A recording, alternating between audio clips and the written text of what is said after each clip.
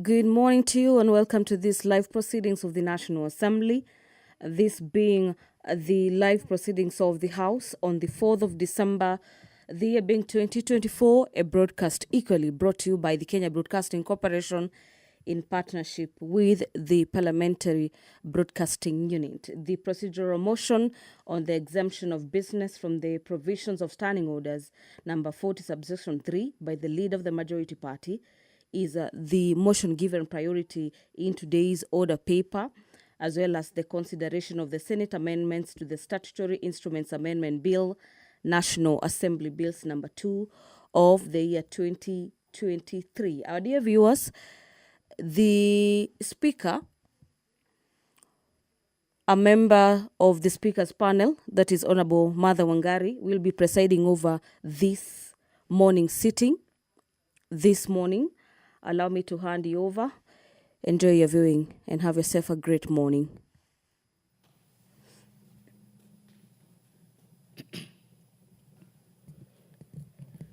Waheshimiwa, na tuombe. Ewe Mwenyezi Mungu, ambaye kwa hekima na wema wako umeteua nyadhifa za viongozi na mabunge kwa usawi wa jamii na utawala wa haki wa wanadamu, twakusihi ututazame kwa neema nyingi sisi watumishi wako ambao umeridhika kutuita ili tutekeleze shughuli muhimu za jamhuri hii yetu. Twakuomba ututeremshie baraka zako sisi tuliokutanika hapa na utujalie tuyatende na kufikiria mambo yote yatakayofikishwa mbele yetu kwa njia ya haki na uaminifu, ili utukufu na sifa zako ziendelezwe na ili kustawisha amani, ufanisi na heri ya nchi hii yetu na wale ambao haja zao umezikabidhi mikononi mwetu. Amina.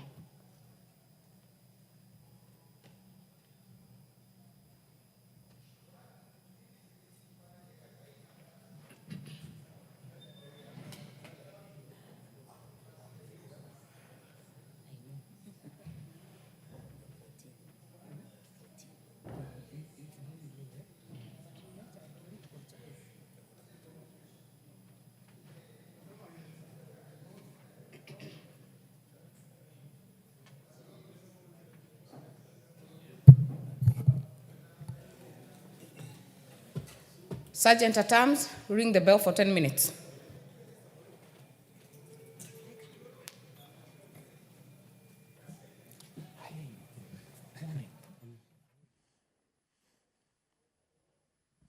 Well, that marks the commencement of a 10-minute quorum bell as directed by the Speaker, currently presiding over the business of the National Assembly. This morning, the House is being presided over by Honorable Martha Wangari, who also serves as a member of the Speaker's panel.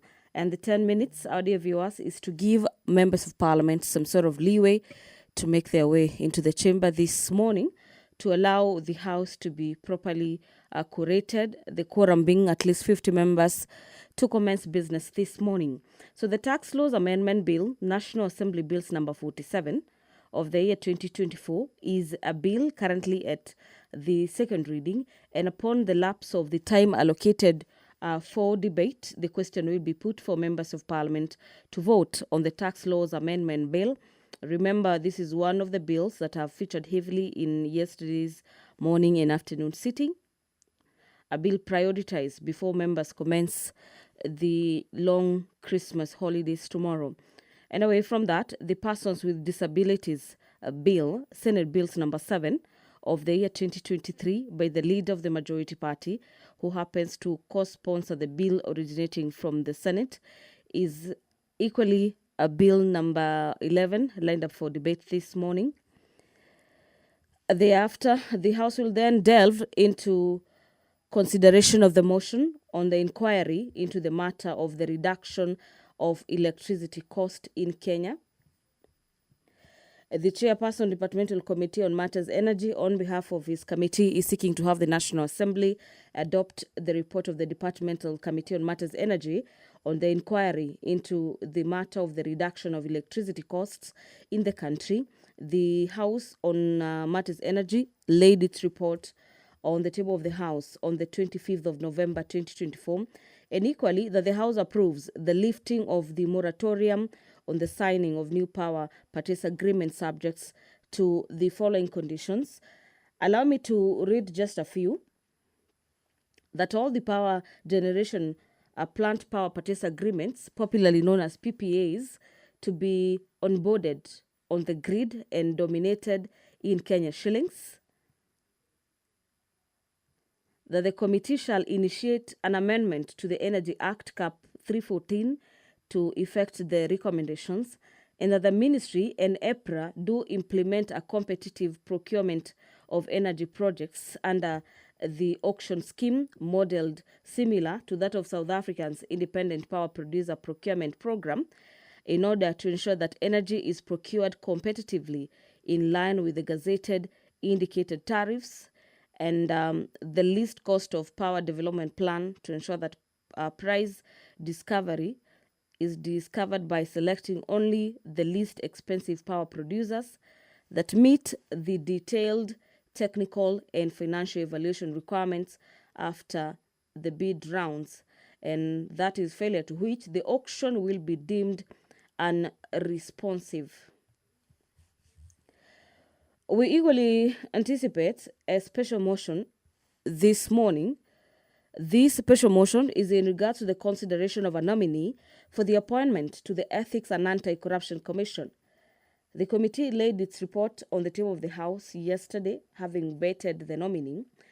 And the chairperson, Justice, a committee on matters legal affairs, is seeking to have the House to take into consideration the findings of the Departmental Committee on Matters Justice and Legal Affairs in its report on the vetting of a nominee for the appointment as the Secretary/Chief Executive Officer of the Ethics and Anti-Corruption Commission, and that pursuant to Article 250, subsection 12 of the Constitution and Section 16, subsection 1 of the Ethics and Anti-Corruption Commission Act, Cap 7H.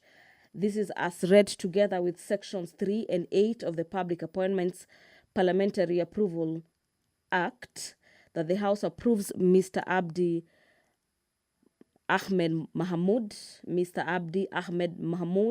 for the appointment as the Secretary/Chief Executive Officer of the Ethics and Anti-Corruption Commission.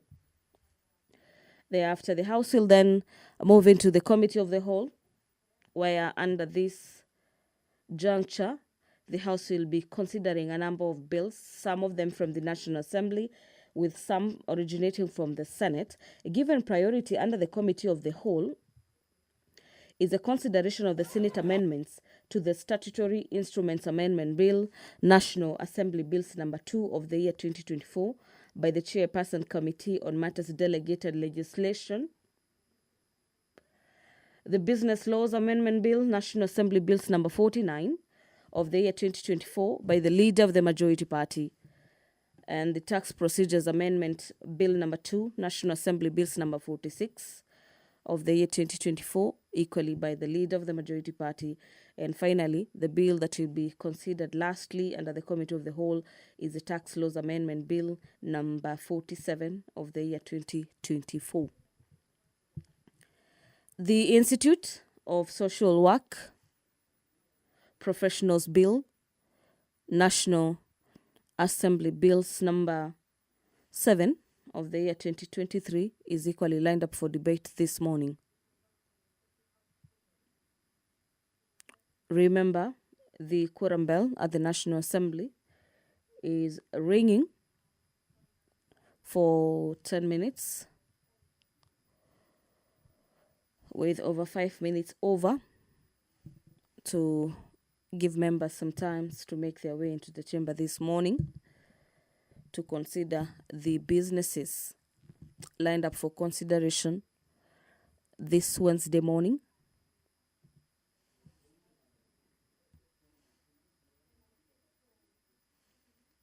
As we await for the signal to ascertain if that number has been achieved, on motion number 33 of the year 2024 is in regards to the supporting and promoting local fertilizer manufacturing industries by Honorable Samuel Atandi.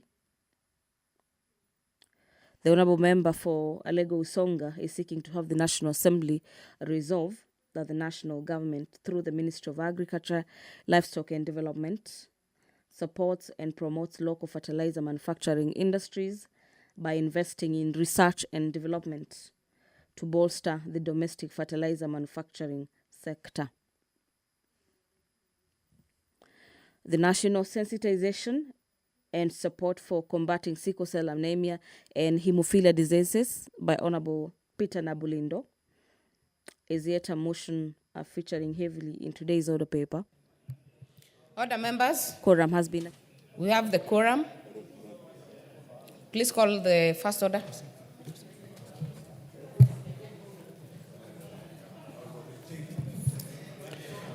Order number 1, administration of oath. Order number 2, communication from the chair. Order number 3, messages. Order number 4, petitions. Order number 5, papers. Majority Leader.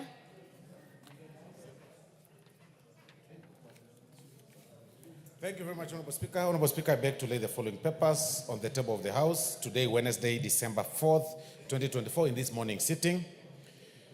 Reports of the Auditor General and financial statements for the years ended 30th June 2021, 30th June 2022, and 30th June 2023, and the certificates therein in respect of Jomo Kenyatta Girls High School, Lobin Nomadic Girls Public Secondary School, and Ngao Girls Secondary Schools. Number 2, reports of the Auditor General and financial statements for the years ended 30th June 2024 and the certificates therein in respect of Independent Policing Oversight Authority, Independent Policy Oversight Authority Mortgage and Car Loan Scheme, Receiver of Revenue Statements, Ministry of Defense, Witness Protection Agency, Staff Motor Car Loan Scheme, National Humanitarian Fund, Kenya Pipeline Company Limited, Establishment of Bus Rapid Transit Line 5 Project EDCF, Loan Agreement number KEN 5, Kenya Urban Roads Authority, Horn of Africa Gateway Development Project Grant, credit number 6768 KE, State Department for Transport, Nairobi Intelligent Transport System, Establishment and Junctions Improvement Project Phase 1, ECDF Agreement Loan number KEN C, Kenya Urban Roads Authority, Ethiopia Kenya Electricity Highway Project, ADB Loan number 21001 50027 Mariakani Substation Project ID number PZI FAO 044 Kenya Electricity Transmission Company Limited, Eastern Electricity Highway Project IDA credit number 5148 KE, AFD loan number CKE 103001B, ADF loan number 21001 527 Kenya Electricity Transmission Company Limited, Kenya Institutional Strengthening Project Phase 13, number UNEP KEN SEV 92 INS 66, Ministry of Environment, Climate Change and Forestry, Nairobi Rivers Basin Rehabilitation and Restoration Program, PKE EBO 010 Sewerage Improvement Project Phase 2, Adi Water Works Development Agency, Africa Environment Health and Pollution Management Project, National Environment Management Authority, to 20 kV and 132 kV transmission lines and substation, Exim Bank of India funded projects, Kenya Electricity Transmission Company Limited, Traco, Horn of Africa Gateway Development Project, IDA credit number 6768, Kenya Revenue Authority, Public Debt Management Support Program or Project, ADB Grant Agreement number 5500155013 the National Treasury, Supporting Access to Finance and Enterprise Recovery Project, IDA credit number 70018 KE, the National Treasury, Rural Kenya Financial Inclusion Facility, RK FINFA, IFAD loan number 2 200004121 and a FAD loan number 200004122, the National Treasury. Kenya Social and Economic Inclusion Project number P164654, IDA credit number 63480, and grant number TFO A9527, National Drought Management Authority. Menengai Geothermal Project, agreement number 103801K, Geothermal Development Company Limited. Bogoria Silali Geothermal Project, loan number 201366103, Geothermal Development Company Limited. Mwea Irrigation Development Project, loan agreement number KEP27, National Irrigation Authority. Kenya Social and Economic Inclusion Project, credit number 6348KE, State Department for Social Protection and Senior Citizen Affairs. Aquaculture Business Development Program, IFAD loan number 2000052 and 200002614, State Department for Blue Economy and Fisheries. And finally, Honorable Speaker, Kenya Youth Employment Opportunities Project, credit number 5812KE, State Department for Labor and Skills Development. I thank you, Honorable Speaker, and I beg to lay. Thank you. Next order. Order number 6, notices of motion. Order number 7, questions and statements. Hold on.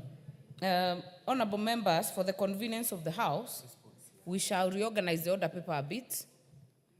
We will prosecute order number 8, order number 9, order number 10, order number 11 and 12. Then we will revert back to order number 7.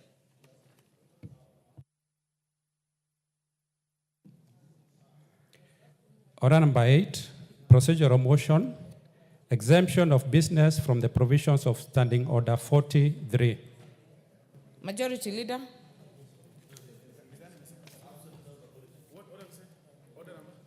We are on order number 8 on the exemption, the procedural motion.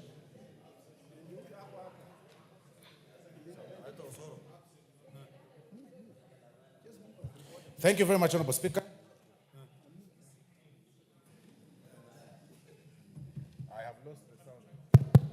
Thank you very much, Honorable Speaker. Honorable Speaker, I beg to move that this House resolves to exempt the business appearing as order numbers 9, 10, 11, 12, 13, and 14 in today's order paper from the provision of Standing Order number 43, being a Wednesday morning, a day allocated for business not sponsored by the majority or minority party or business sponsored by a committee. Honorable Speaker, as you're aware and as members are aware, is that Wednesdays are preserved for private members' bills and motions, Honorable Speaker, and this then is placed rightly to move then to consider that the House considers to move this private members' business for today and replace it with the businesses that appear as orders number 9, 10, 11 in today's order paper, so that we can be able to dispense off the very important businesses, Honorable Speaker, that are ahead of us, owing to the fact that we are going or proceeding for recess from tomorrow,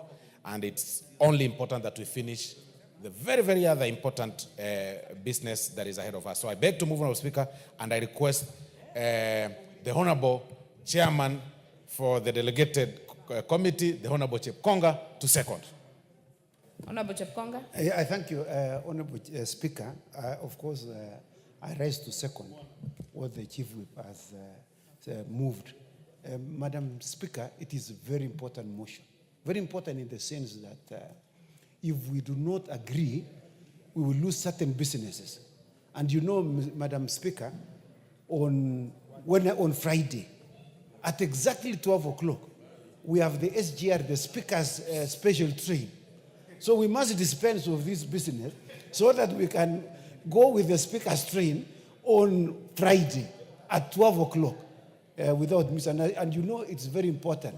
And as you know, we have the East African Games. And I want to thank the Honorable Osoro. The Honorable Osoro has been very active visiting Mbaraki. And he has ensured that the turf, what is it called? The tartan turf has been fixed. It was, in fact, he ensured that it was flown from Spain to Mombasa. And I've just seen the video this morning in which it's now been laid. And I want to assure you, Madam Speaker, that we have gone to other East African games. This will be the only one where it is run on a tartan. It's run on a brand new tartan. And so this elevates Kenya to number 1 in the East Africa region. And others must follow. I thank you, Madam Speaker, and I support.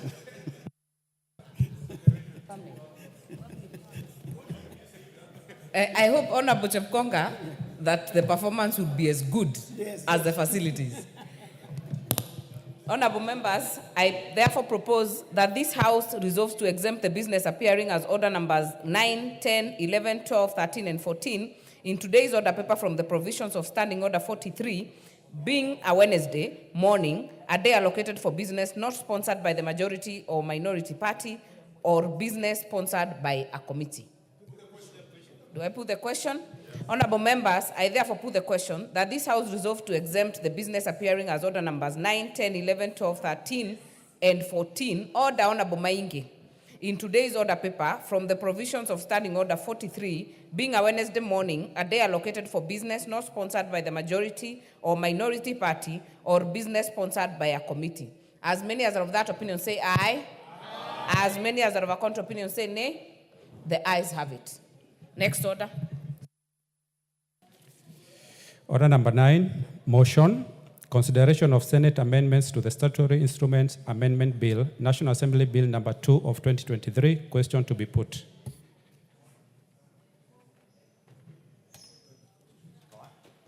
Majority Leader. Putting the question. Honorable members, allow me, order, Honorable Nyikao. Allow me to put the question that the Senate amendments to Statutory Instruments Amendment Bill, National Assembly Bill number 2 of 2023 be now considered. As many as are of that opinion say aye. Aye. As many as are of a contrary opinion say nay. The ayes have it. Next order.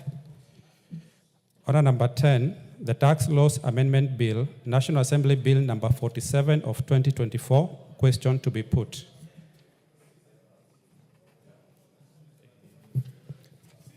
Honorable members, I put the question that the Tax Laws Amendment Bill, National Assembly Bill number 47 of 2024, be read a second time. As many as are of that opinion say aye. Aye. As many as are of a contrary opinion say nay. The ayes have it. A bill for an act of parliament to make amendments to tax-related laws and for connected purposes.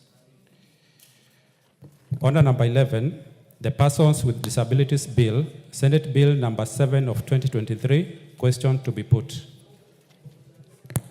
Honorable members, I put the question that the Persons with Disabilities Bill, Senate Bill number 7 of 2023, be read a second time. As many as are of that opinion say aye. Aye. As many as are of a contrary opinion say nay. The ayes have it.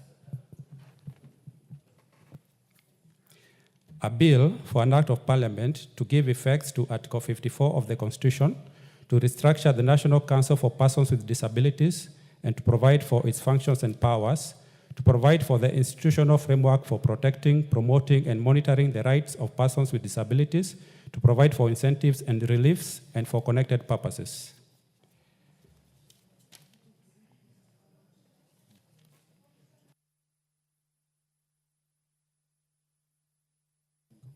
Honorable members, for the convenience of the House, we shall defer the putting of question under order number 12, and we will revert back to questions and statements under order number 8. But before then, I have a communication to make.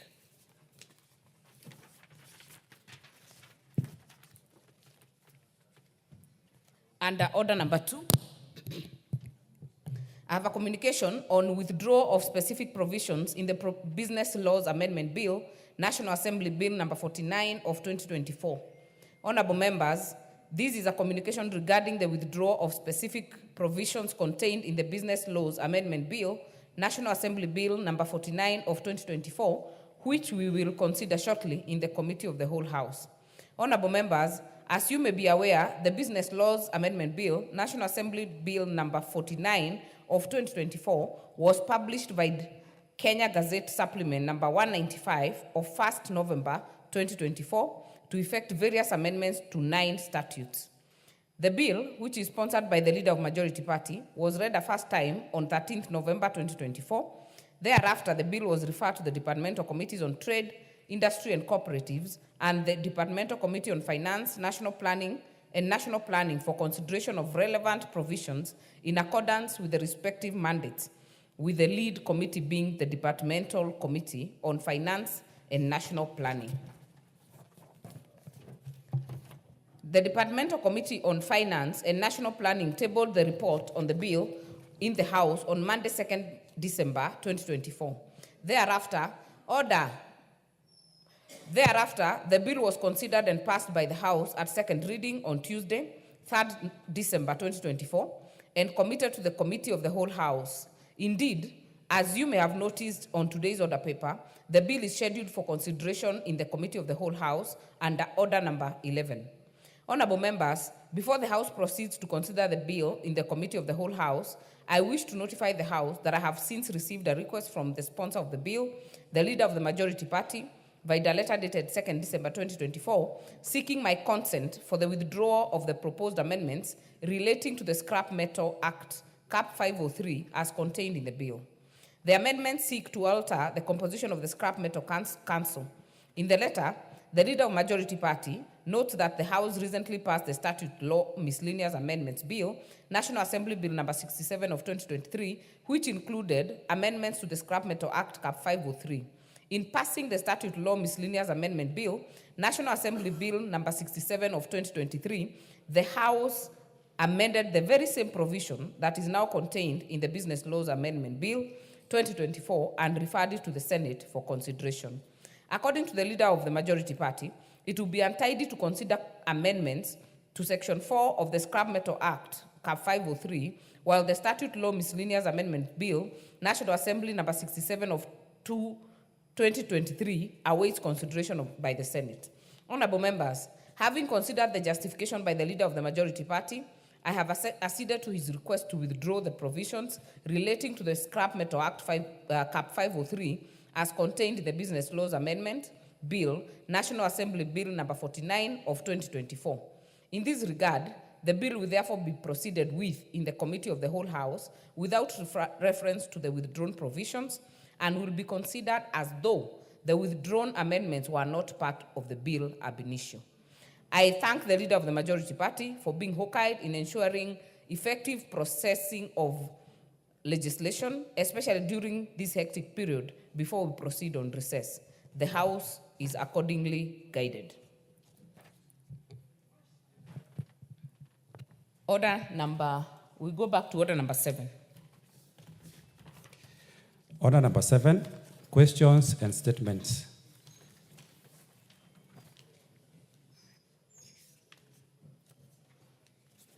The first statement will be, the first statement will be by Honorable Member for Dagoretti North, as annexed in the order paper. Honorable Beatrice Elachi, if not in the House, it is dropped. The next statement will be by Honorable Anjiko Muhia. I'm present. Thank you, Honorable Speaker. Honorable Speaker, pursuant to the provision of Standing Order 44-2C, I rise to request for a statement from the Chairperson of Departmental Committee on Energy regarding the connection of transformer delivered to Kipipiri Technical and Vocational College in Kipipiri constituency.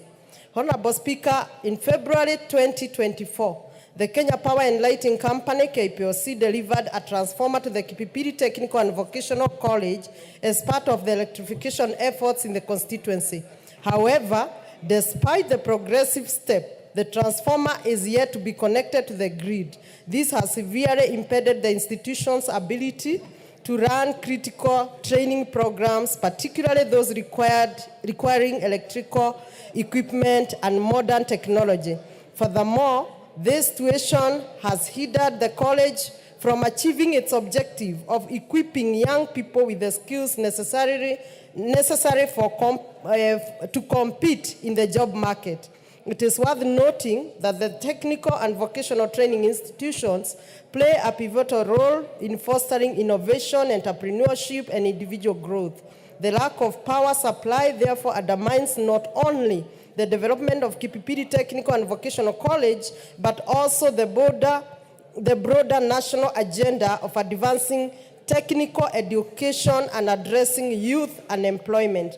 Honorable Speaker, it is against this background that I request for a statement from the chairperson of Departmental Committee on Energy on the following. 1, to provide reasons for the delay in connecting the transformer at Kipipiri Technical and Vocational College to the grid, hindering access to power by the college and adjacent community. 2, to indicate timelines for the connections of the transformer to the grid for the college to benefit from this critical infrastructure. And finally, to indicate measures put in place to ensure that such delays are avoided in future. Honorable Speaker, noting that you are very constrained of time, and noting that we are ending this session on Friday, and noting that this transformer was delivered back in February, the school closed in April, they closed in August, they have closed in December. I would request you, if you could guide the chair, to ensure that this is connected by January. Thank you, Madam Speaker. I see the chair for energy is in the house. Can you give an undertaking? Honorable Speaker, if you allow me, I have the answer to this question.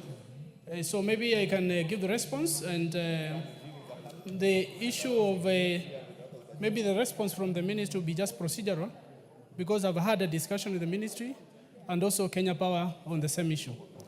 And I want to confirm to the House that this particular transformer, currently the technical college is served by 200 kV transformer, which also serves the community.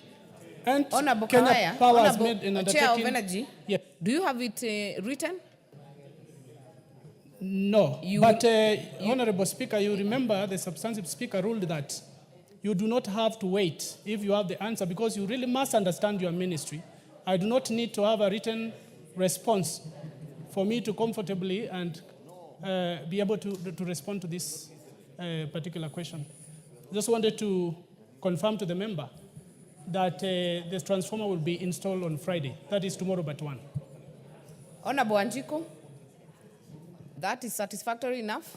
Thank you, Honorable Speaker. I appreciate the chair, and I beg the other chairs to work promptly like Honorable Kawaya. To be as efficient. As efficient as such, and I know the residents of Kipipiri and indeed the area within Mawingu will go for Christmas being very happy. Thank you. Thank you. That is very well done. Member for North Hor, Honorable Wario.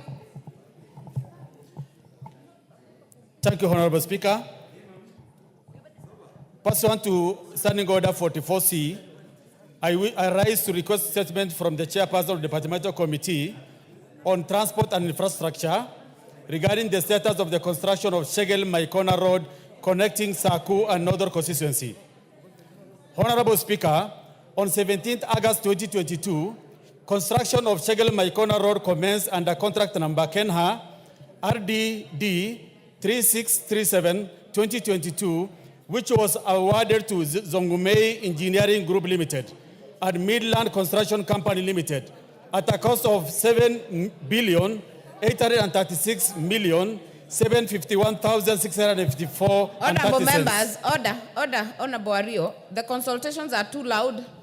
Kindly let's maintain some decorum. Continue, Honorable Wario. Thank you.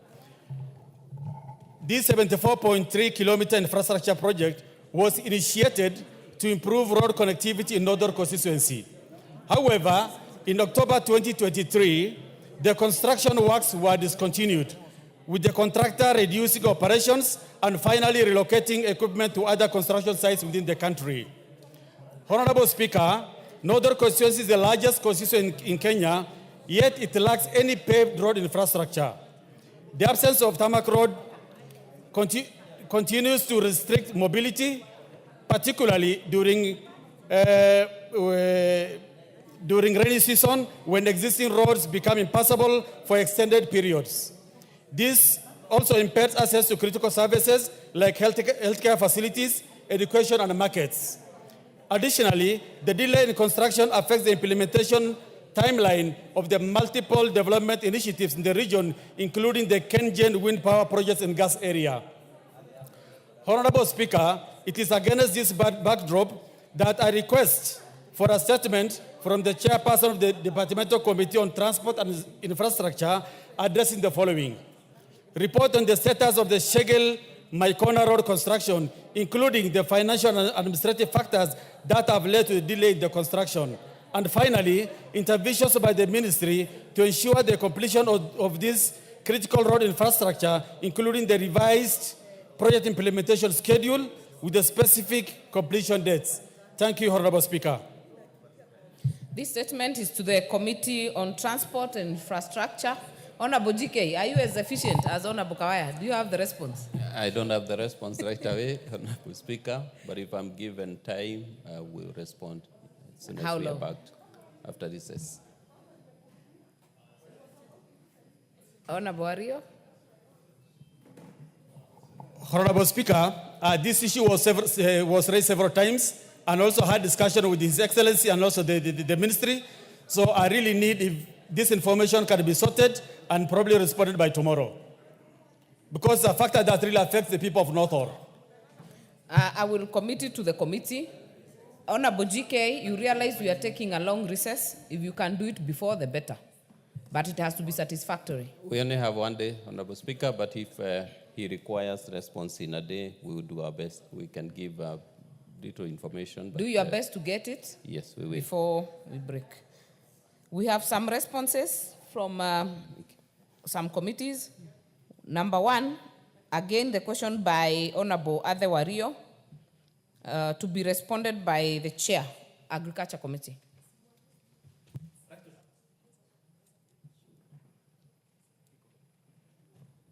Before we go to the response, there is one by Honorable, there is a request by Honorable Ariko, who is not in the House, was committed elsewhere, has delegated Honorable Joshua Oron to ask for the statement. Thank you, Honorable Speaker. This request for a statement regarding resettlement and land tenure for squatters in Boma slums and Oljarai farm is on behalf of the Honorable Ariko Namoit MP, member of Turkana South constituency. Honorable Speaker, pursuant to the provisions of Standing Order 44-2C, I rise to request for a statement from the chairperson of the Department Committee on lands regarding resettlement of squatters in Boma slums in Eldoret and Oljarai farm in Naivasha. Honorable Speaker, marginalized communities across the country, including the Turkana, have historically faced severe challenges in accessing secure and equitable land ownership rights. Article 43 of the Constitution guarantees every person to the right to property and protects against deprivation of property or any interest in land. Despite this constitutional entitlement, many marginalized communities continue to face considerable barriers to secure land ownership, especially those located in Boma slums in Eldoret and Oljarai farm in Naivasha, Nakuru County. Honorable Speaker, the issue of land insecurity continues to undermine the well-being and social stability of the affected communities. In the case of the Oljarai farm, its ownership has been in dispute for over 40 years, resulting in loss of life, property, and even disruption of peace. As the tussle continues to drag on, the marginalized communities who are settled on these lands by the government risk being displaced. It is therefore essential that the land tenure rights of such marginalized communities are protected, and the principles of equity as enshrined in the Constitution are upheld. Honorable Speaker, It's against this background that I request for a statement from the chairperson of the Department Committee on Lands on the following. A comprehensive report on the demarcation of Oljorai Farm, indicating when title deeds will be issued to the minority communities such as the Turkana, who have been settled on the land for over 40 years. 2, the measures put in place to ensure that the minority communities in Bomaslam and Oljorai Farm are consulted on any decisions taken to the said parcel that affect their livelihoods. 3, the steps being taken by the government to resolve the long-standing land ownership dispute over the Oljorai Farm and mitigation measures in place to ensure timely and lasting solution of the dispute. I thank you, Honorable Speaker. Thank you. Just to notify the House that Oljorai is actually in Gilgil sub-county. And I know some members have come to me, including the member of Narok East, asking why, because I had raised it as a petition yesterday. This is a statement, and it has its own life also. So it will be committed to the Committee of Lands. We'll go now to the responses on food crisis in arid and semi-arid areas by Honorable Ade Wario, Committee of Agriculture, Honorable Brighton.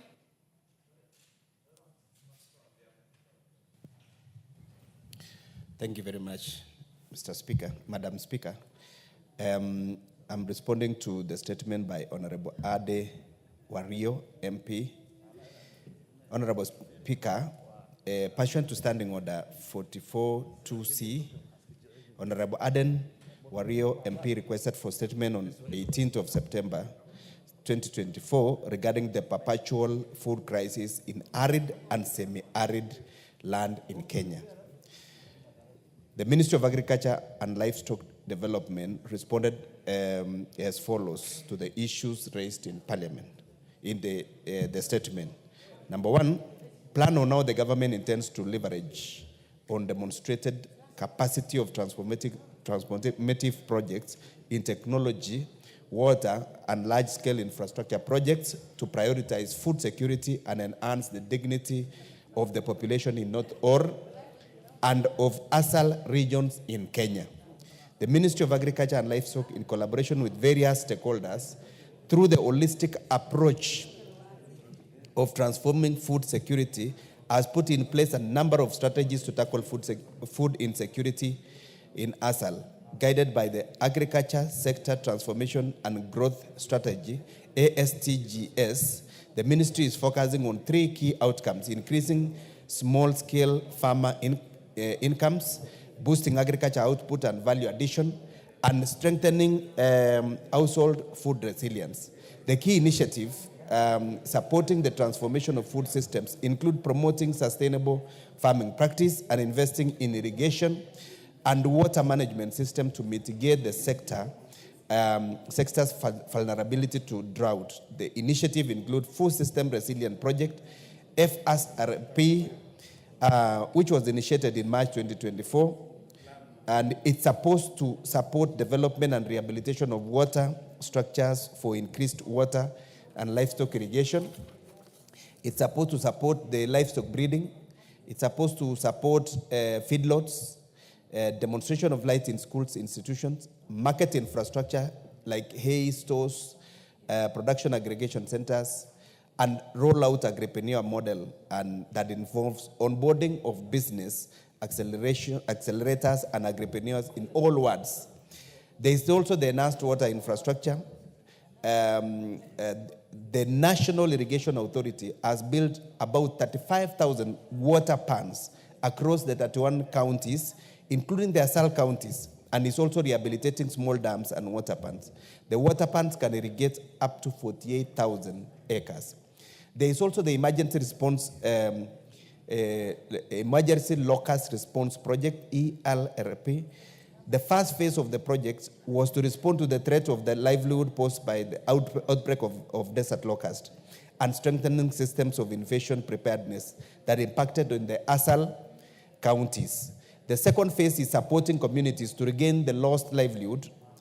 The key interventions in this phase are provision of assorted crops and livestock input packages for individuals, provision of emergency livestock feeds, provision of tracking water, communities, and human use, strategic supporting treatment for livestock, improved pasture production, storage sheds, and development and rehabilitation of water pans and boreholes. There is also this digital extension service. The ministry has rolled out the e-extension service to ensure dissemination of agriculture technologies.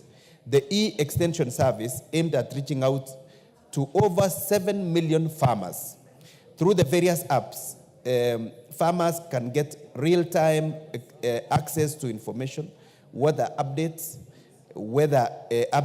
market prices for the support crop production, and manage their farms and connect with buyers and suppliers. There is also the promotion of drought and tolerant crops. The ministry is collaborating with county government in promoting drought-tolerant crops like green grams, cowpeas, pigeon peas, pearl millet, and dry land maize in both Asal and non-Asal counties. Asal counties received 395 metric tons of assorted relief seeds like rice, maize, beans, green grams, and cowpeas, worth 91,622,000. The target counties were Makueni, Machakos, Meru, Tharaka Nithi, Kitui, Lamu, Isiolo, Wajir, Bungoma, Kakamega, Taita Taveta, Tana River, Mandera, Garissa, Marsabit, Baringo, Kwale, Nandi, Siaya, Laikipia, Kisii, and Elgeyo Marakwet. The assorted tree seedlings like avocado, mango, macadamia, coconut, and cashew nuts, worth 524,770,000, were distributed to both Asal and non-Asal counties, beneficiary counties being Embu, Meru, Kiambu, Lamu, Kilifi, Makueni, Kitui, Baringo, Bomet, Marsabit, Wajir, Laikipia, and Samburu. Access to financial service and credit. The government, in collaboration with private sector, has made significant strides in enhancing agricultural productivity through access of credit programs like Kilimo Biashara program, which provides low-interest loans to farmers, facilitating access to necessary inputs like seeds, fertilizer, and equipment. There is also the crop and livestock insurance program. The program has benefited 16 counties, including Kitui, Makueni, Tharaka Nithi, Samburu, Marsabit, Kwale, Machakos, Embu, Mbeere North and Mbeere South, and Meru. 200,000 smallholder farmers have benefited. Question number 2 is explaining as to why the government allocates substantial resource for relief food annually, but minimal or no resource for specific, measurable, achievable, realistic, and time-bound smart food security program in Asal regions. Honorable Speaker, the government has been allocating substantial resources to relief food for food security programs in Asal regions. The ministry has allocated resources to various programs geared towards addressing food security in Asal regions. However, there is low allocation of resources to mitigation risks associated with food and nutrition crisis. The ministry is spearheading a development of national preparedness plan for food and nutrition crisis in collaboration with stakeholders. Question number 3, response number 3, a comprehensive report on all food security and drought resilient projects with corresponding budgets by both government and donor-funded projects that have been implemented or are ongoing in North Ore constituency and other Asal regions. Honorable Speaker, the government approved funds for payment of salary arrears for employees of state-owned sugar companies. However, the funds are yet to be released due to lack of exchequer They will be released as soon as the money is available. Statement number 4 that was sought is a comprehensive report on the status of sourcing a strategic partner to invest in the restoration of the company to profitability, hence improving the welfare of smallholder sugarcane farmers and employees of Sony Sugar. Hold on. Honorable Brighton, that's the next statement. You have finished with one statement.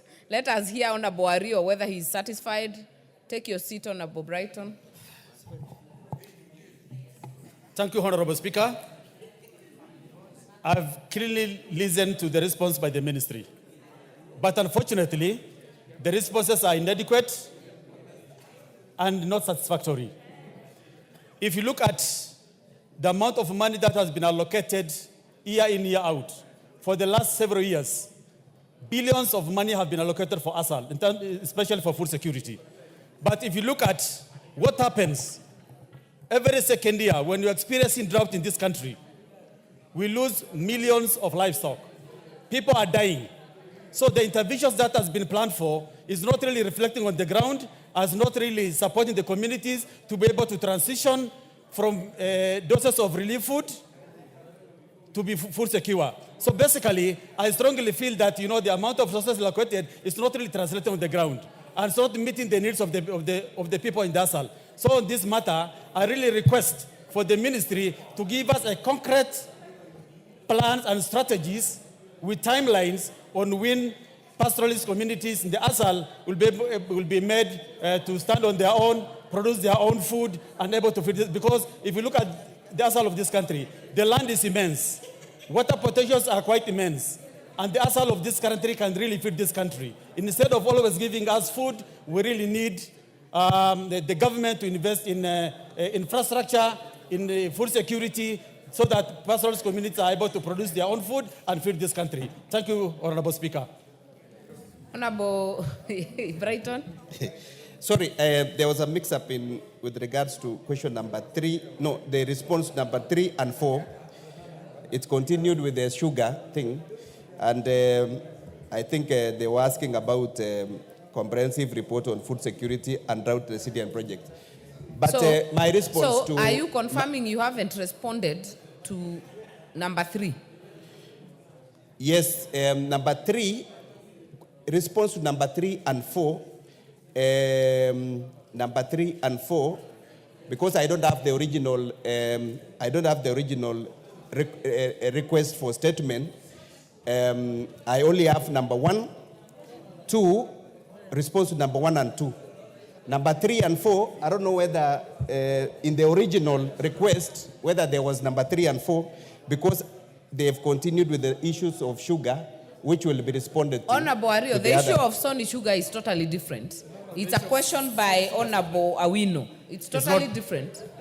That's not mine, yes. Yes. So, Honorable Ario, can you confirm if all the questions have been responded to? Because the clarification you have sought is not on the questions, it's on the visibility of the allocated funds on the ground. Honorable Speaker, what I said, first, the issue of sugar is not my question. Secondly, what I wanted is, we wanted, over the years, if you look at what has been allocated and what has been implemented on the ground, it's not really commensurate. Most of these projects which has been detailed in the response, if you go on the ground, you will not find them. Because with the billions of money allocated for these food security projects, people in the ASAL are always facing perpetual food crisis. People are dying, livestock have perished, no restocking was done by the government. So basically, I strongly feel that the response is really inadequate and insufficient. Thank you. We will make progress. Honorable Brighton, just for that clarification only, because the member is asking, what are the strategies from the ministry?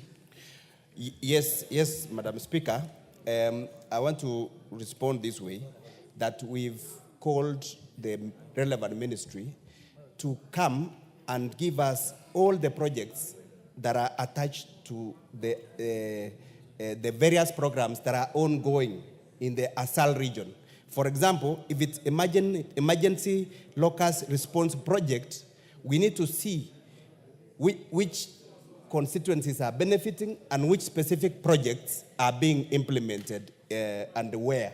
And that is why we've invited the relevant ministry, because there was also a relevant question previously concerning the same, and we will combine both and make sure that we give justice to and proper response to the member.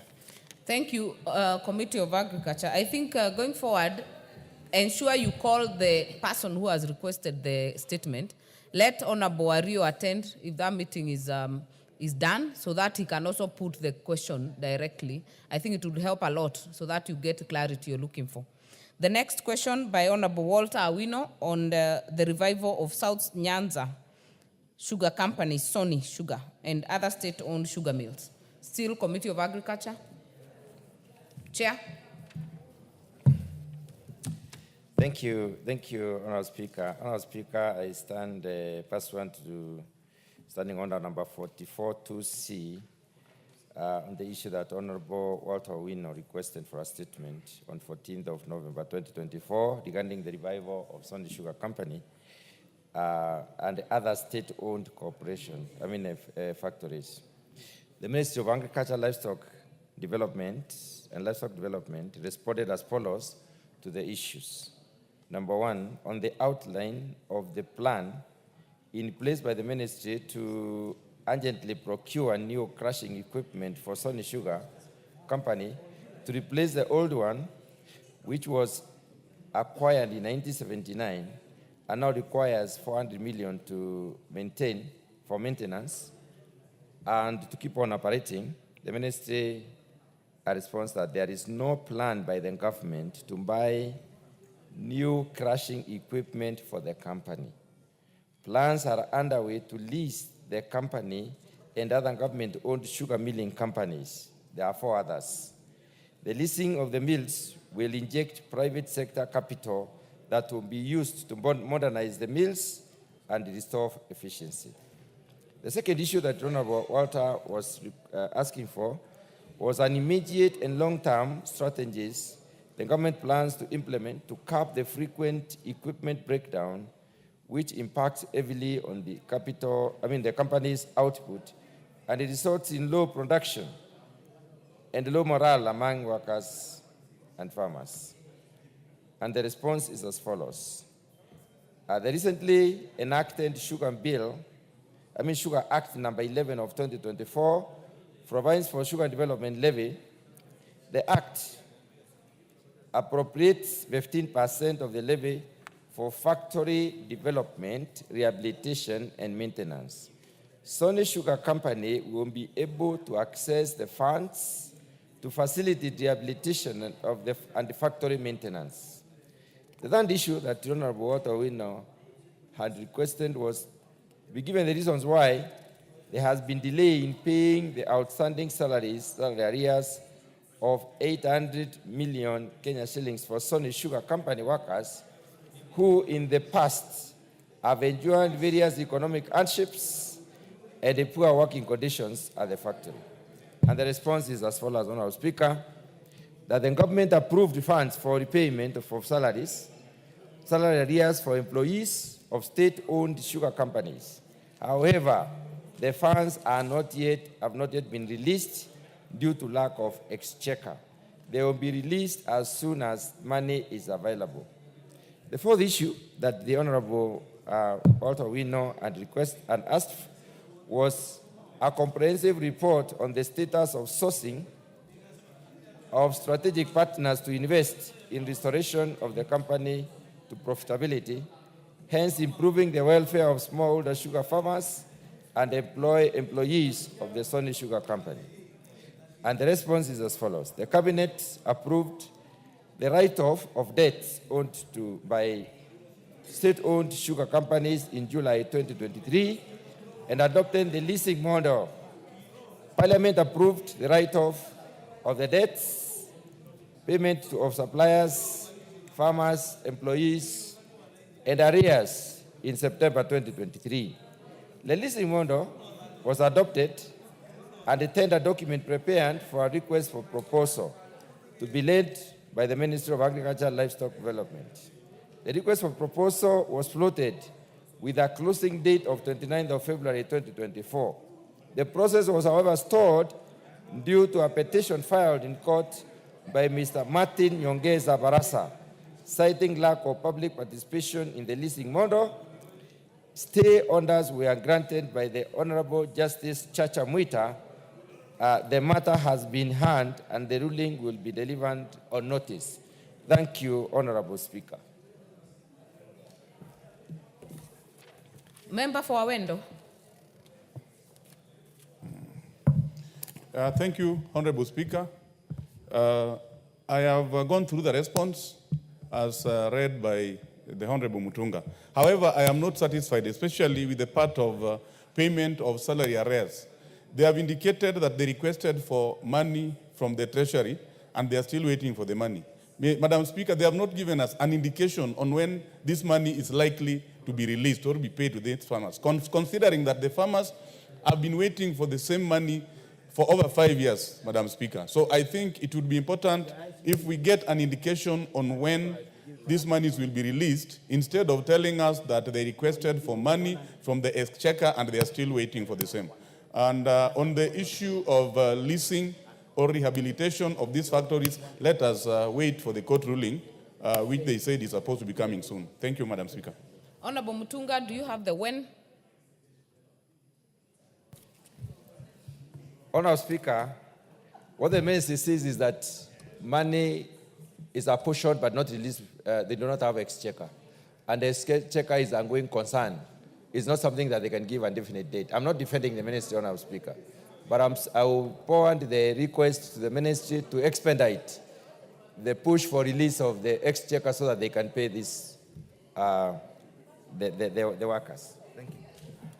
Member for Awendo. Thank you, Madam Speaker.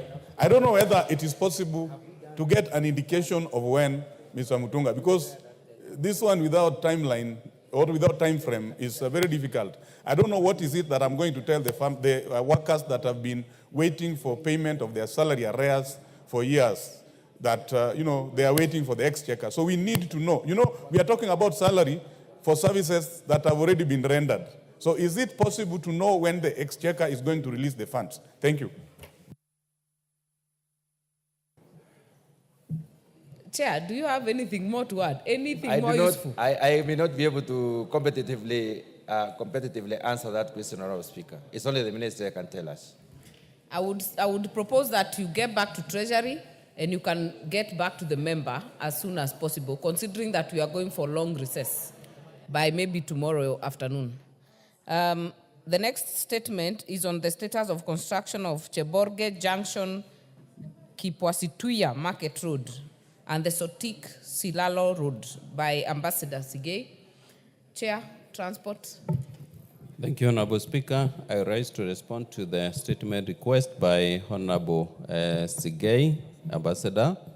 Honorable Speaker, on Thursday, 2nd October 2024, the member for Sotik, Honorable Sigei Francis Kipyegon, Arab MP, requested for a statement from the chairperson of the State Department, of Departmental Committee on Transport and Infrastructure regarding unmarked bumps along the Chaboge Junction, Kipwasiria Market Road, and Sotik Siraro Road. To Honorable Speaker, in the statement, the member for Sotik, Honorable Sigei Francis, sought to establish, among other things, one, the challenges experienced by the project leading to prolonged delay in completing the upgrading of the said road, and whether the full contract sum for the project was paid to the contractor and the justification for payment despite the project being incomplete. 3, an update on when the contractor will resume the works and expected timeline for completion of the road, considering that the Sotik Silaro section is impassable. 4, the measures being taken by the Ministry of Roads and Transport to ensure that value for money is obtained with respect to the project without causing significant inconveniences to the locals and alternative measures for the impassable sections of the road. Honorable Speaker, the committee received a response from the Ministry of Roads and Transport through the Clerk of the National Assembly, which I now wish to make.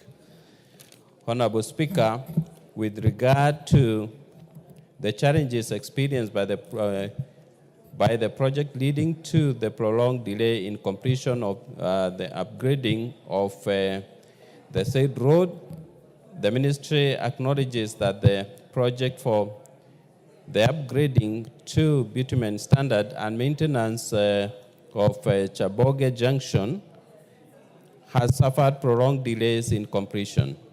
The 18-month project, which commenced in August 2021, was intended to be completed in March 2023, but has since lasted 38 months. That is 211% time lapse.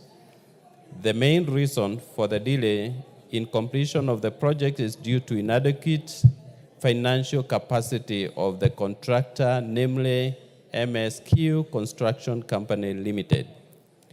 6, Honorable Speaker, concerning whether the full contract sum for the project was paid to the contractor and the justification for payment despite the project being incomplete, so far, Honorable Speaker, the contractor has been paid his advance payment amounting to Kenya shilling 59 million and is contractually, which is contractually obligated. He has since not raised another certificate for processing and has consequently not been paid any further amount. Honorable Speaker, regarding the update on when the contractor will resume the works and the expected timeline for completion of the road, considering that the Sotik-Silalo section is impassable, the ministry through KERA served the contractor the requisite notice of slow progress in August 2022, thereby commencing the process of terminating the contract due to non-performance. Furthermore, the agency has convened a management meeting with the contractor with a view of identifying ways through which works at the project can be fast-tracked and completed in the shortest time possible. To this end, the contractor shall be further required to provide a detailed schedule of works with clear timelines for the completion of the project. In the event that there is no immediate improvement in progress, KERA shall invoke the relevant contractual clauses and initiate mutual termination of the contract with a view of repackaging the remainder of the works to form a new contract and proceed to identify a contractor through a competitive procurement process.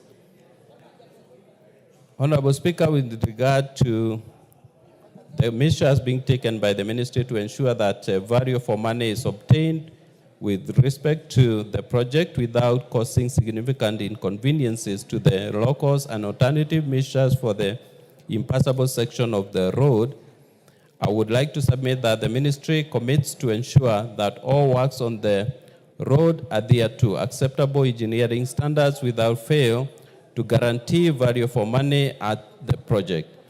This shall be through existing contractual and administrative controls that are designed to ensure the requisite quality is upheld. In regard to maintenance, the contractor is under instruction to maintain the entire road ahead of works and shall be tasked to prioritize ensuring mobility of the road in the immediate term. Honorable Speaker, I submit. Ambassador Sigei, is that satisfactory? Madam Speaker, I want to appreciate the answer from the Chair of Infrastructure. But, Madam Speaker, it has fallen far short of my satisfaction. Number one, since 2022, Madam Speaker, is a very long time, and nothing has happened. People are suffering. People are coming from Jeborga area, coming to Sotik. It's a big problem. Vehicles we have had breakdowns of vehicles passing that route, and there's a lot of wear and tear of the owners of vehicles in that road. Even passing there on foot is a big problem. So, Madam Speaker, I really want to ask the chair to give me more information, especially on what he said that the contractor have been instructed to continue maintaining the road. Madam Speaker, there is nothing going on. The road has never been maintained. It is in bad state, and I would like to know what can be done so that people can be passing there and do their business. Madam Speaker. Chair. Madam Speaker, I want to agree with the honorable member, and here we are dealing with a crooked contractor who has been paid money to commence his works at the project, but he has not done what is expected of him. So, Honorable Speaker, will do our best to ensure that this contractor either pays back money to government, to Kera, or he must do what is expected of him. Thank you, Honorable Speaker. There is always contractual responsibilities, and I think, Honorable Ambassador, the chair has given a commitment that it will either be terminated or the person has to come to the ground. What I would ask is that, Chair, that you take it up to expedite from the ministry so that you lessen the suffering from Ambassador Sigei's people. Ambassador Sigei, you still have something else to ask? Madam Speaker, I am satisfied, but really I want to know how people can be passing there comfortably. It's in bad state. Chair. Do you have any mitigation, Honorable Chair? Honorable Speaker, it is said that government exists to do the greatest good to the greatest number of its people. So we will ensure that the greatest good is done for the great people of Sotik. We'll do our best as a committee to help. Thank you. Honorable members, we are done with statements. We'll go to the next order. Order number 13, special motion, consideration of a nominee for appointment to the Ethics and Anti-Corruption Commission. Chairperson, Departmental Committee on Justice and Legal Affairs, will be done by the Vice Chair, Honorable Ekomas Mutuse.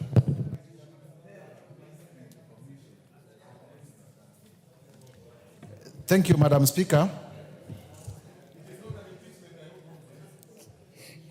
I rise to move the following motion, that taking into consideration the findings of the Departmental Committee on Justice and Legal Affairs in its report on the vetting of a nominee for appointment as the Secretary and Chief Executive Officer of the Ethics and Anti-Corruption Commission, laid on the table of the House on Tuesday, 3rd December 2024, and pursuant to Article 250, Sub-Article 12 of the Constitution and Section 16(1) of the Ethics and Anti-Corruption Commission Act, Cap 7H, is read together with Section 3 and 8 of the Public Appointments Parliamentary Approval Act, Cap 7F.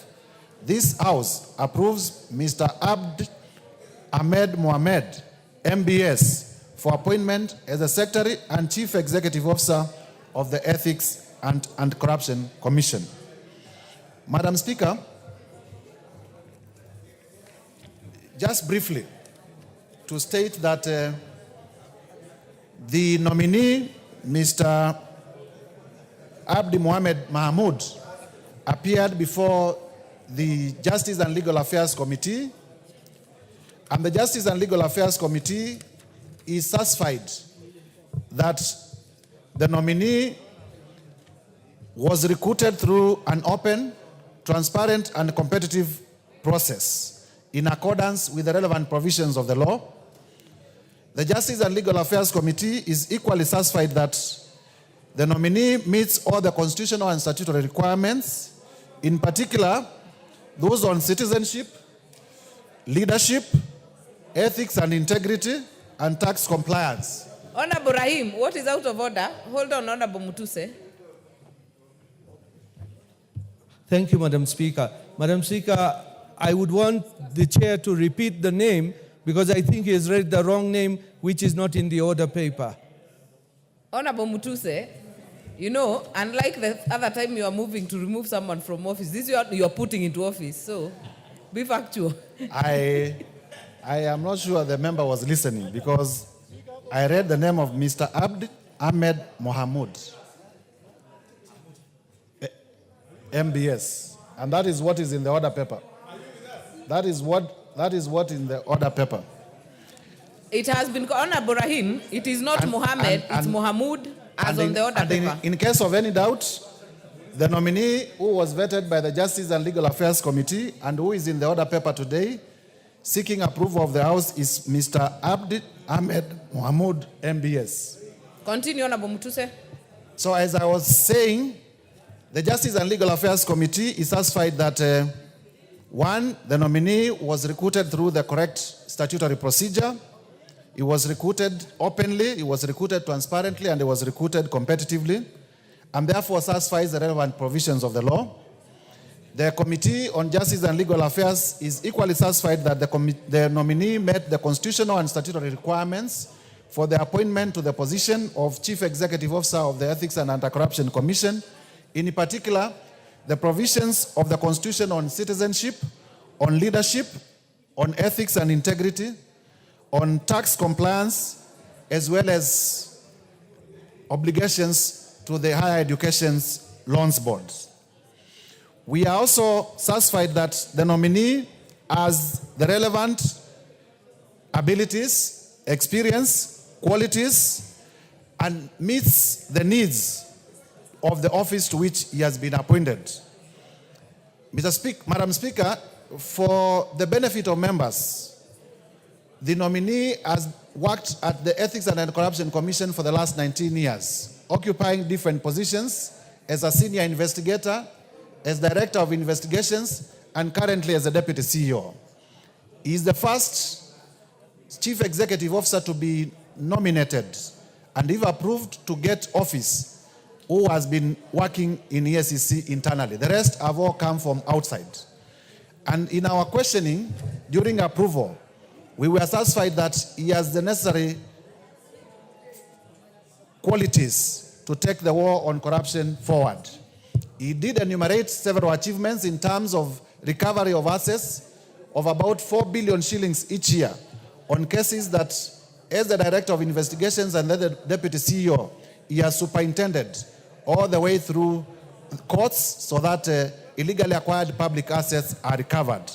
And therefore, we now seek the House to approve Mr. Abd Ahmed Mohamud to be the next Secretary and CEO of the Ethics and Anti-Corruption Commission. Madam Speaker, I now call upon the Chief Whip, the Honorable Member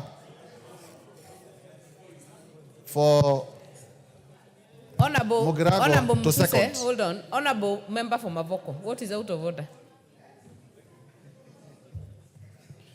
Thank you, Madam Speaker. Madam Speaker, when I was listening to the mover, I didn't hear him point out how many nominees, how many persons had applied for that position. You only spoke of this gentleman who was the deputy of the outgoing CEO. I would have wanted to hear. Honorable Mavoko, Honorable Member for Mavoko, hold on. Maybe the second I will give that information. So hold on, hold your horses. Honorable Mutuse. Mr. Speaker, I think there will be time for debate, and the Honorable Member will be able to voice any concerns that he may have at the time of debate. Procedurally now is my time to move the motion. The motion gets seconded. You open debate. In case there are any issues, they will be raised during debate, and we will be able to respond adequately. Yeah, but, I want to confirm that during the debate, you can actually respond to the issues as you reply. As I will reply, we will respond to those issues. Yeah. With tremendous respect, you know, the member for Mavoko has been here for several years. So we now call upon the Chief Whip, the Honorable Osoro, to second. Honorable Solo. Thank you very much, Honorable Speaker. Honorable Speaker, as I rise to second, and also I may wish also to respond to my friend, the Honorable Member for Mavoko, that what is before us, Honorable Speaker, is the report on the interview, or rather the hearing that was done by the committee for the nominee, a specific nominee. As you may be aware, the committee on JLAC does not conduct an interview for all the nominees. So there was a nominee before us, and that is the nominee that we are debating about on his report and his suitability to hold the specific office. To the question on the others that showed interest, which is in public domain, there are other agencies that were mandated for that. That is why we have the the board of the EACC chaired by Bishop Oginde, and they then submitted a nominee for vetting. And that is the report you are debating, Honorable Speaker, today. Honorable Speaker, I want to second this with tremendous respect and support entirely the report that the JLAC committee committed to and really did diligently. Honorable Speaker, the most important thing that should be stated is that there should be an element of motivation for junior officers whenever they work in public spaces. That if you are a junior officer or a junior nurse or a junior doctor in a hospital, your motivation is that someday you will rise through the ranks and become a CEO of a hospital. If there is no other reason that this House should support this candidate, Honorable Speaker, that should be the only reason. Besides everything, if nobody finds any other reason, this should be the reason. Why, Honorable Speaker? This particular officer, Honorable Speaker, started as a police officer. A career police officer, who has risen through the ranks. As a police officer, you all know the responsibilities of a police officer is to investigate, to do arrests, to take suspects to court. And this particular nominee, Honorable Speaker, started as a junior police officer, joined the service in 1999, rose through the ranks in 2000, up to 2005. He became a regional manager of, when he moved now to the EACC, became a regional manager, then became in charge of the Coast region. He became a senior officer, the rapid response of the Kenya Anti-Corruption Commission from 2005 and 2012. I mean, this is a guy that has got institutional memory of the EACC, Honorable Speaker, that with the tip of his fingers, he can be able to highlight all the cases in the EACC. Because even as we speak, Honorable Speaker, the nominee acts as the director of investigations of the EACC. He's been serving in that capacity, Honorable Speaker, from 2012 to 2022.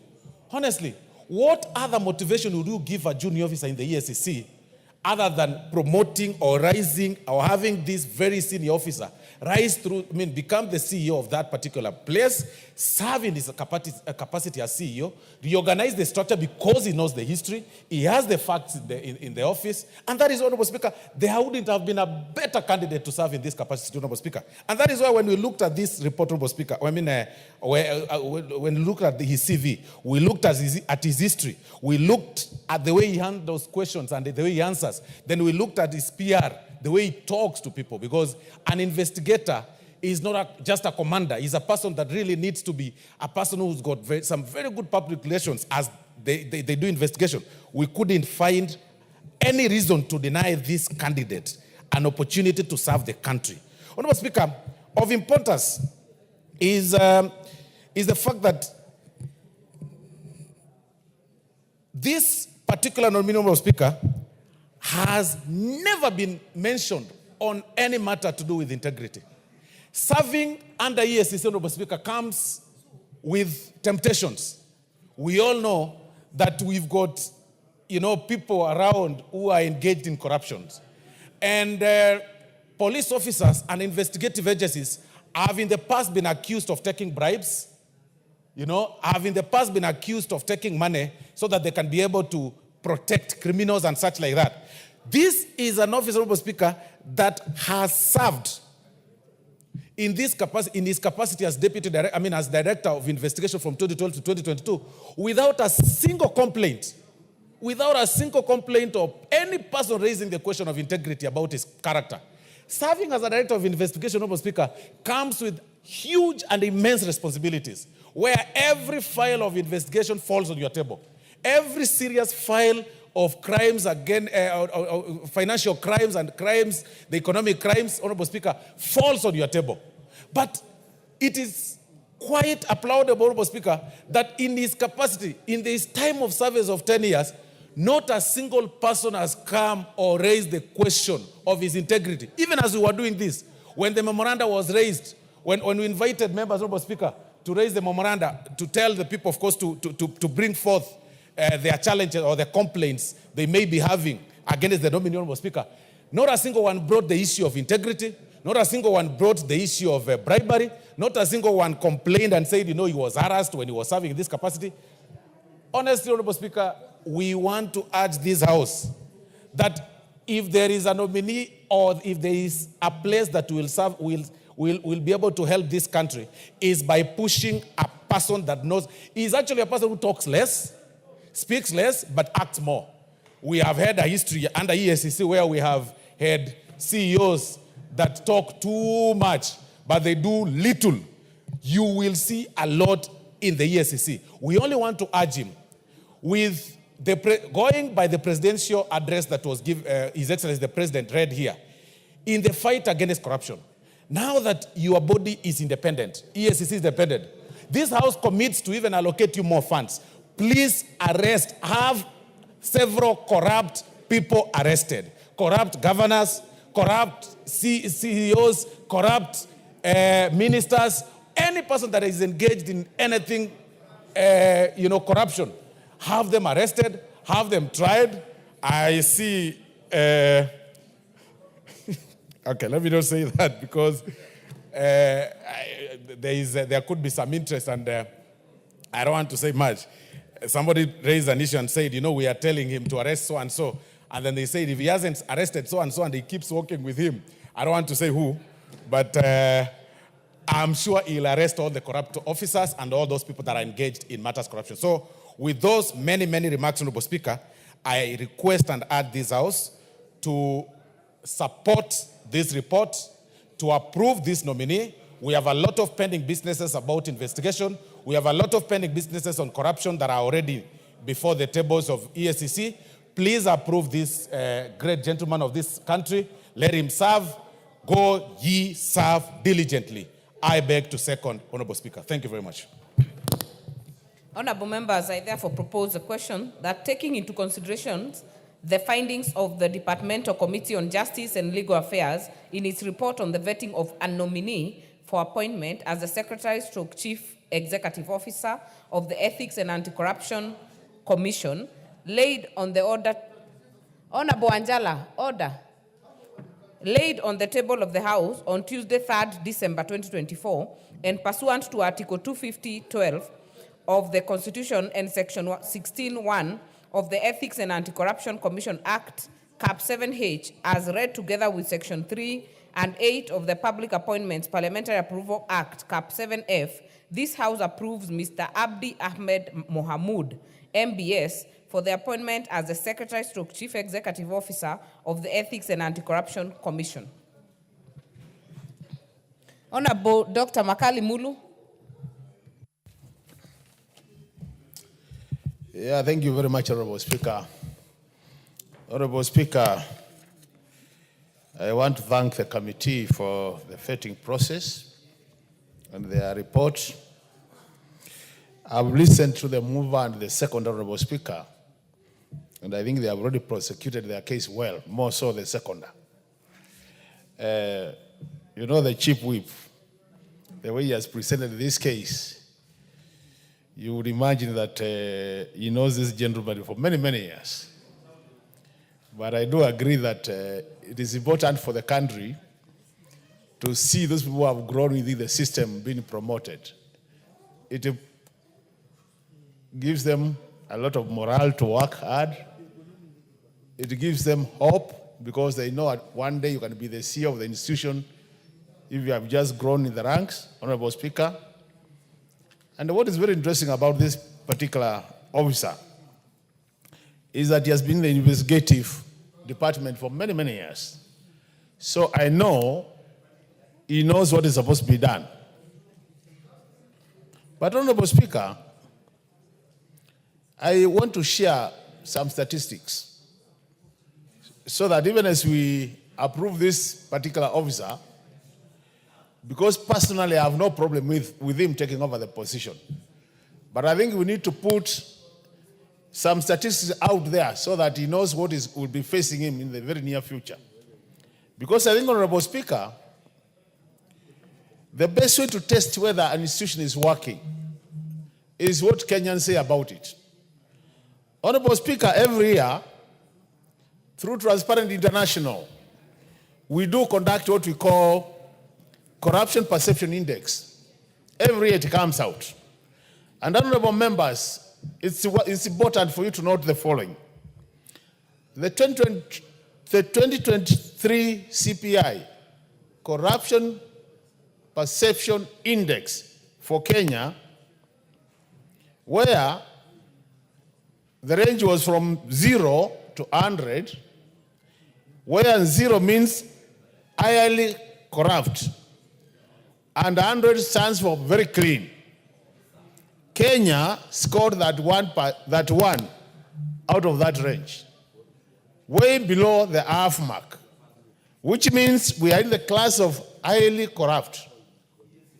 In terms of countries, honorable members, Kenya was ranked 126 out of 180 countries. And that's what it says about this institution. We know, honorable members, corruption is a serious, serious problem to many countries. Why is it serious? It is serious because it diverts resources, public resources, to the pockets of very few. And in that case, you are not able to grow the economy. You are not able to address issues of poverty. So, what it means, honorable members, is that this gentleman called Mr. Abdi Ahmed Mohamed, who is an insider and who knows a lot, he needs to be very much aware of these statistics. So as he takes over, the expectation of this House and the expectation of Kenyans would be able to see the CPI improving for this country. And the Chief Whip, I think it is important we note the baseline where he is starting. He is starting at position 31, it is starting at position 126. So that in 5 years, in 10 years, we'll be able to be able to measure his performance. And if we go that way, we'll be helping this country. So I really have no problem with this, him taking over the position, but I thought it is wise to share these statistics. But the last thing, Honorable Speaker, as I see it after supporting. Honorable Speaker, if you look at what has been happening in this country, the EACC and the DPP, the so-called Office of the Director of Public Prosecution, we have seen some exchange of letters which are not good for this country. And many years, we have been pushing that the EACC is given some prosecutorial powers so that they can investigate, arrest, and prosecute. But we know our constitution does not allow that. So that is a challenge which, to some extent, has to be addressed, Honorable Speaker, if we have to give teeth to this EACC. With those many remarks, Honorable Speaker, I support the appointment of Abdi Ahmed Mohamed and wish him well as he proves these statistics. I submit. Major Bashir.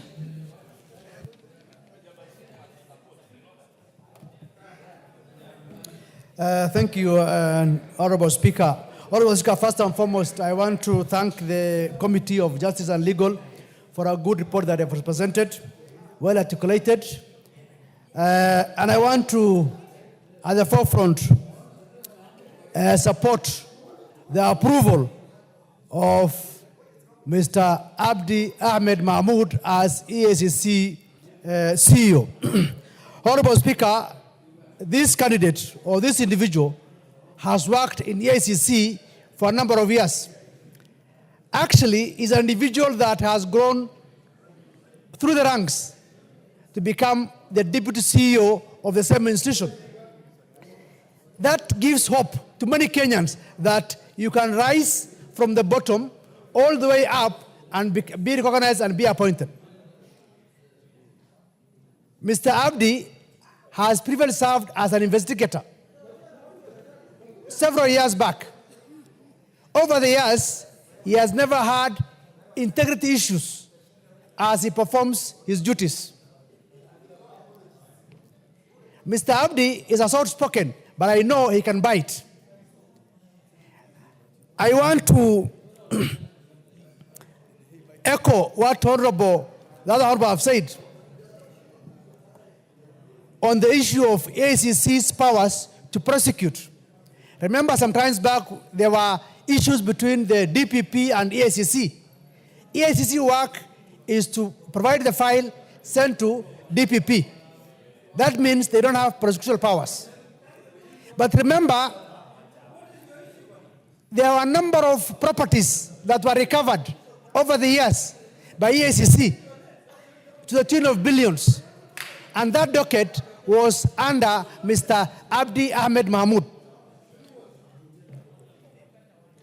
I feel and I know that Mr. Ahmed will be able to perform his duties as CEO. He's an insider. He knows what goes inside the EACC. He has done it before, and I am 100% sure that he's able to do his work very well. So I want to urge this House, with all due respect, to ensure that let us support individuals who have risen through the ranks and worked in institutions to be promoted and appointed in those positions. Previously in this same House, we have made noise about people being brought outside from other institutions to head certain institutions which they have no history, no knowledge about it. But Mr. Abdi has vast knowledge of EACC, and he has done it his work well before being appointed as Deputy CEO. Before his appointment or this nomination, he was the Deputy CEO, just a heartbeat away from a CEO's position. That tells you he has performed very well and he can still perform as CEO. So with those few remarks, because I'm sure many members want to contribute, I want to urge this House to support the nomination of Mr. Abdi Ahmed Mahmoud as our next CEO, and I want to urge him also to ensure that he does his work well and ensure that with a soft-spoken, he must bite and fight corruption in this country. Thank you, Honorable Speaker. Member for Keses? If not in the House, we'll have the member for Buri. Thank you, Madam Speaker. I stand to support the report of the committee. Madam Speaker, members of this assembly, the CEO of EACC will fight corruption being perpetuated by Kenyans of all origin. Madam Speaker, let us not try to look at Mr. Abdi as a Kenyan from a certain region. Madam Speaker, the mistake that we are going to do is to start now profiling some areas on some people. Let's look at Abdi as a Kenyan who deserves to serve this country. I'm convinced beyond reasonable doubt that Mr. Abdi has distinguished himself academically.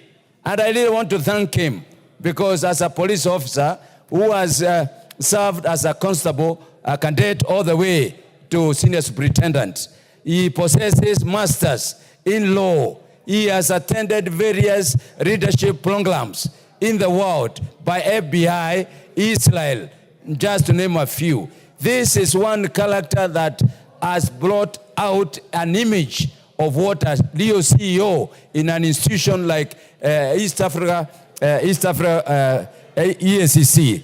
Madam Speaker, I stand because we are all fighting corruption. I am convinced beyond reasonable doubt that Mr. Abdi has the experience. He has grown within ASCC as an organization. He understands the operations, Madam Speaker. I haven't come across any objection when the process was going on to say that he is not qualified, that to say that he has no experience, to say that he has indicated that he is not going to succeed. I join the other members. Please, let's look at this case very objectively. I saw I saw Abdi himself presenting and representing, defending the position of EACC. And I think from an institutional point of view, that is a person that we need to trust.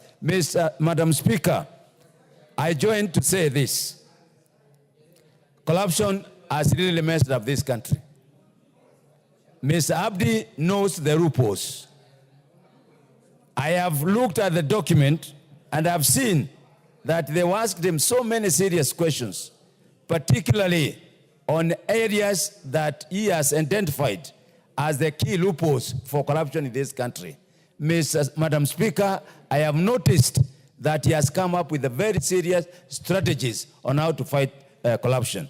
So, Madam Speaker, I'm asking these members, please, let's facilitate, fast track, and approve, because there's a lot of work that need to be done at the EACC. Secondly, Madam Speaker, there has always been conflict between the DPP and EACC. I believe, from what I've read from this report, that he is going to work out a structure, a relationship that is going to frustrate, that is not going to be conflicting every time. We saw some times back where the DCI and DPP, they were in conflict.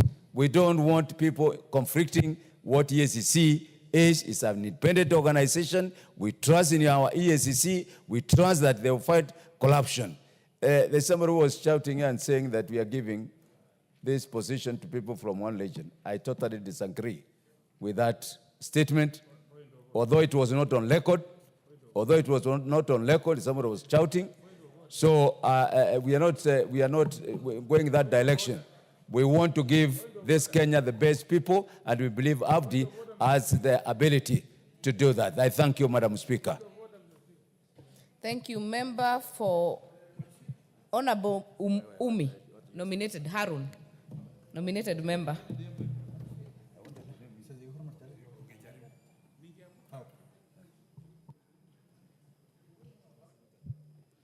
Thank you, Speaker, for the chance. I just want to thank the committee for the great work they've done in considering this particular candidate for the position of CEO, EACC. And I have followed the work that he has done, having grown through the ranks from the first time he joined the institution up to now. This is just very encouraging for people who are even working in other agencies, coming from junior ranks to become the CEO and to head the agencies. So I just want to appreciate the experience he brings to the institution, considering he has institutional memory. And if approved, I want to encourage him to ensure that all pending cases are executed with professionalism and that he's able to give the needed support that the country needs. I want to congratulate the CEO, and I wish him all the best if this House approves. And we hope that many will benefit from his experience. Thank you, Madam Speaker. Honorable Adagala.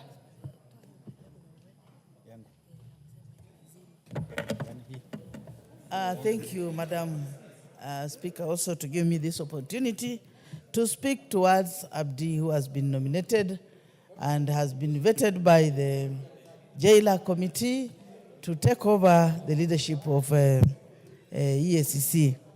Madam Speaker, if I can remember, in the last parliament, I was in Jailer when you were vetting the outgoing CEO. He promised to do exemplary work, which I have seen he has done. There is a lot of money which has been recovered, assets recovered, and a lot of other things that he has done. And I want to thank the Jailer Committee. When they vetted Abdi, they have given a good report, and we are very sure, since Abdi was the assistant of the outgoing CEO, he has been working with him together, and I know he is going to do a good job. This is not an easy task. It will need dedication. It will need a lot of his time. It will consume a lot of his family time and his friends' time. he has to work well for this country, because corruption and other related cases are the ills that are disturbing us in this country. Therefore, Madam Speaker, I want to say JLAC did a good work. They vetted this incoming. If this House approves him, we are very sure that he's going to do a good exemplary job from where the outgoing left, and he's going to do more. We have seen cases whereby there has been a lot of differing between DPP and the EACC. Right now, we are hoping they are going to work as one team to ensure that process of corruption and any other ill monies gotten from corrupt means should be recovered, and most cases should be followed and be handled in a very good manner. Therefore, I want to see the way he's going to work. If you look at him, he is risen throughout the ranks. And this one shows that any other person will be happy working in an organization, knowing very well you can rise from a junior rank to the next level, up to even including holding the CEO's position. Therefore, we as Kenyans, we want, on behalf of the people who voted for me, I want to say that I'm supporting this nominee, and as he takes over, let him do an exemplary work for the Kenyans. Thank you, Madam Speaker. I support this JLAC report, and I support it. Thank you. Thank you. The Father of the House, Honorable Kainan. By tradition, thank you, Madam Speaker. By tradition, you should have started with that, so you are breaking the tradition. Out of order, Honorable Kainan. Anyway, let me go to this. I was just reminding you that, Madam Speaker, the history of EACC and the evolution has been. Thank you, Madam Speaker. Of course, she's asked me to thank you. I say thank you, Madam Speaker. The history of EACC. Can I have peace from my neighbors here? These good people from. Honorable members, keep the consultations to the minimum. Honorable Kainan. Madam Speaker, the history and evolution of EACC has been turbulent, has been confusing, but luckily, the current constitution, the framers of the current constitution have decided to put it in perspective. And courtesy of the same constitution, we have now a constitutional commission which is not at the direction of anybody.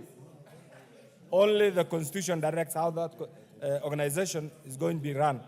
Madam Speaker, you're also aware that in the past, the leadership of this commission has also been dominated by people from the academic world, technocrats, and all of them who have not been insiders actually to the commission.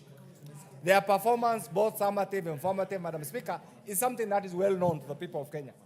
Madam Speaker, the current candidate meets, first of all the constitutional requirements from Chapter 10, Chapter 6, Article 77, Article 78, Article 118, Article 124, Article 232, Article 250, all the legal requirements.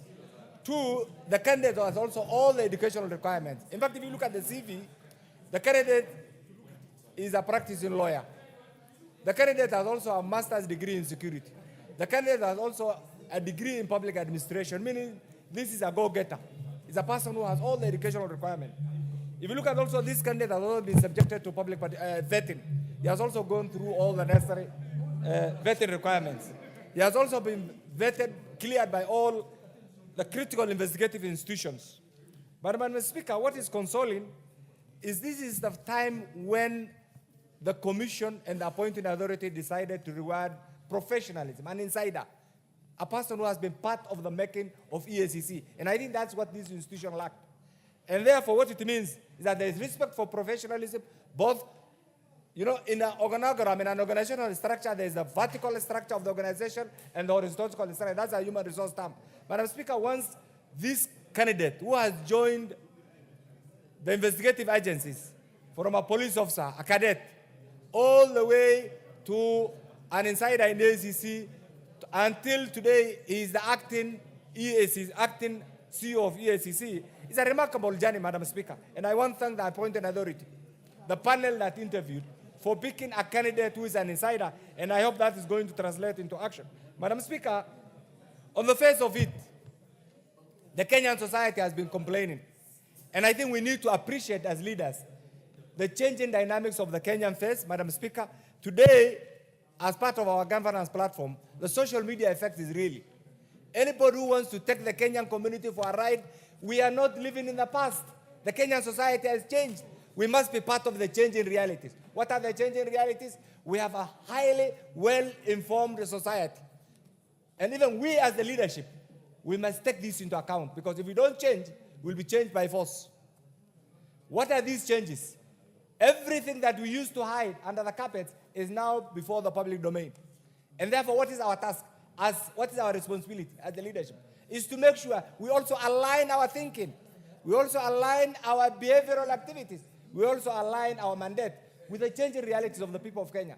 And I hope and pray that all of you will approve Abdi, because he has the competence.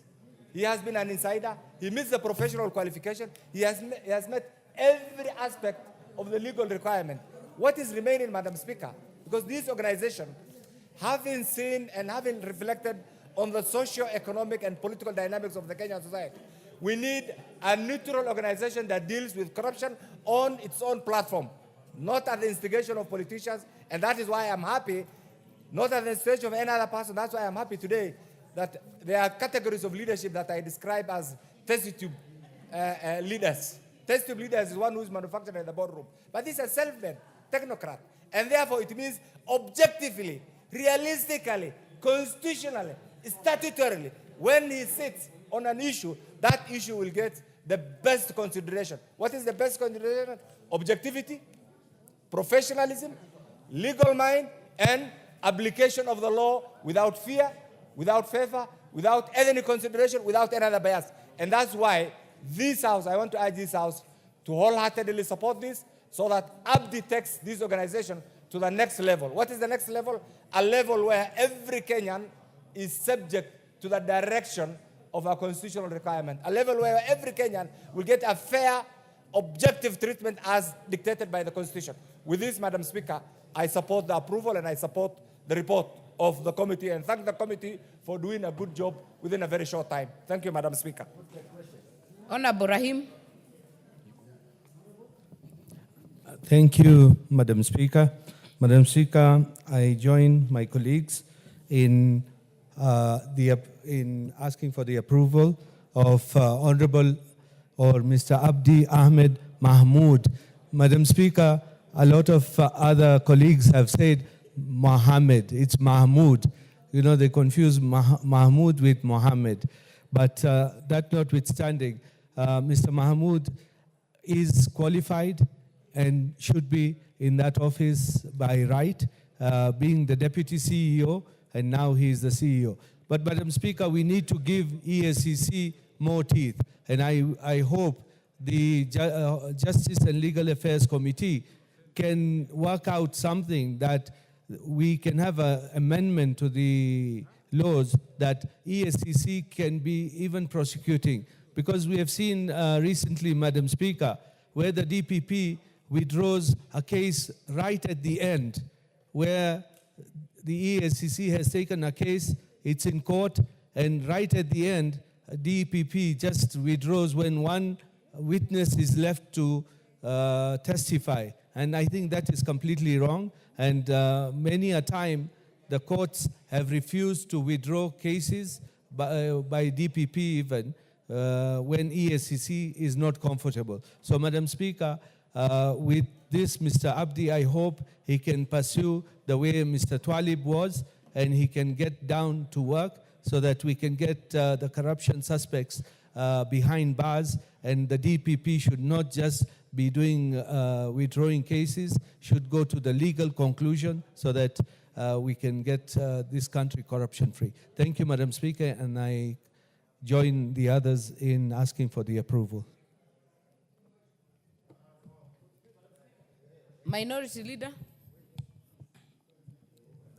Thank you, Madam Speaker. Madam Speaker, I stand to support this motion. And Madam Speaker, I want to thank also the Committee of Justice and Legal Affairs for a job well done, for a thorough job that they have done, because their report is very clear on what their mandate was, Madam Speaker, Honorable Speaker. They have done a good job because when I went through the report, Madam Speaker, they have looked at every aspect that is required to look into a nominee, Mr. Speaker. Madam Speaker, there is a Somali gathering here, Madam Speaker. I don't know what they are talking about in their mother tongue. Madam Speaker. Member for Wajir West, you look like the chair of the Kamukunji. Keep the consultations as low as possible. Yeah. So, Madam Speaker, the issue here we are looking at is the suitability of the nominee. Is he suitable for this job? Is he the right person? Does he have the right qualification? Does he have the requisite papers to do the work? Madam Speaker, all those boxes were ticked by the Committee of Justice and Legal Affairs Committee. Any other business here is sideshows, Madam Speaker. You don't get employment in Kenya because of the community you belong to. You get job on merit. You get a job because you are qualified. You get a job because you can do it, Madam Speaker. You get a job because you are the right person to do that job, Madam Speaker. There were applicants that applied for this job. There were many. It was not only one person. There was a short list. There was a process that was followed. And the process, the job application was open to all Kenyans, Madam Speaker. And many Kenyans applied. And in their own wisdom, the recruiting people decided to shortlist and came up with his name and sent it to the president, and the president sent it to parliament for vetting. And what we are doing is the process of vetting, Madam Speaker. So the issue here we are looking at is the suitability of the person. And the person is suitable, Madam Speaker, because from the report of the committee, it's very clear that this is a veteran investigator, Madam Speaker. Is somebody who has spent all his life in doing this job of investigating people, in looking at corruption cases, criminal cases, and all kinds of things, Madam Speaker. Madam Speaker, let us not derail. Let us not, dismiss merit just because of, ethnic, profiling and ethnic, sensationalization, Madam Speaker. We know in this country there are offices that have been occupied before by communities, people from the same community who are basically next to each other. Some of them from the same villages, Madam Speaker. And nobody complained. People said, if they are qualified, let them do the job. What we are interested in is the qualification of the person, not where he comes from majorly. Because, Madam Speaker, we can only have one CEO. If there were 8 CEOs, then we can say, give every region one person. But, Madam Speaker, this is just one office. It must be occupied by one person at certain time for a period of 6 years. And for those people who are opposed to him because he wants, or within the course of duty, he testified against you, that is the nature of the game. That is his work. There's nothing we can do. When we were dismissing the former deputy president, he testified, Madam Speaker. Why? Because he was the acting CEO of the Anti-Corruption Commission, and he had to do his job. And it is Parliament that requested him to come and give evidence, Madam Speaker. He didn't come on his own volition.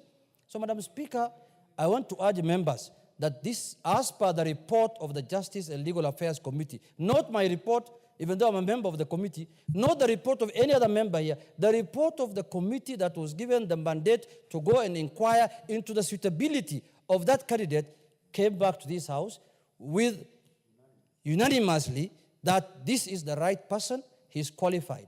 Because I don't want to create here a trend where you're going to profile people and deny them jobs because I'm worried for my child. After I leave office, my child might be brought here looking for a job and say, oh, this is another Junet's son, he's from this community, that community. Myself, I don't represent my community. And I'm not interested in representing my community. And I will never do it. I am doing my 3rd term. I have never been elected by my community. They will never elect me. I don't want them to elect me unless I'm running for president. When I want to run for president, they must elect me. That is a responsibility they must do. But when I want a member of parliament, I want to be a governor, I want to be a senator, I don't want their vote. I have other voters who are Christians, who are non-Somalis, who are Kenyans, who know what democracy is, who know what Kenya is, who know what cohesion is, who know what people living together is, Mr. Speaker. Not like my community and central, who people fighting leader. Over small things, over constituencies and municipalities, Madam Speaker. What is out of order? Madam Speaker, is it in order for the Honorable Junet? And I do know, me and him, originally, we come from Mandera. Originally. That's our birthplace. The person who has the first right over you is the person who has mentored you, the person who has taken you through the process until you become something that anybody will be very proud of.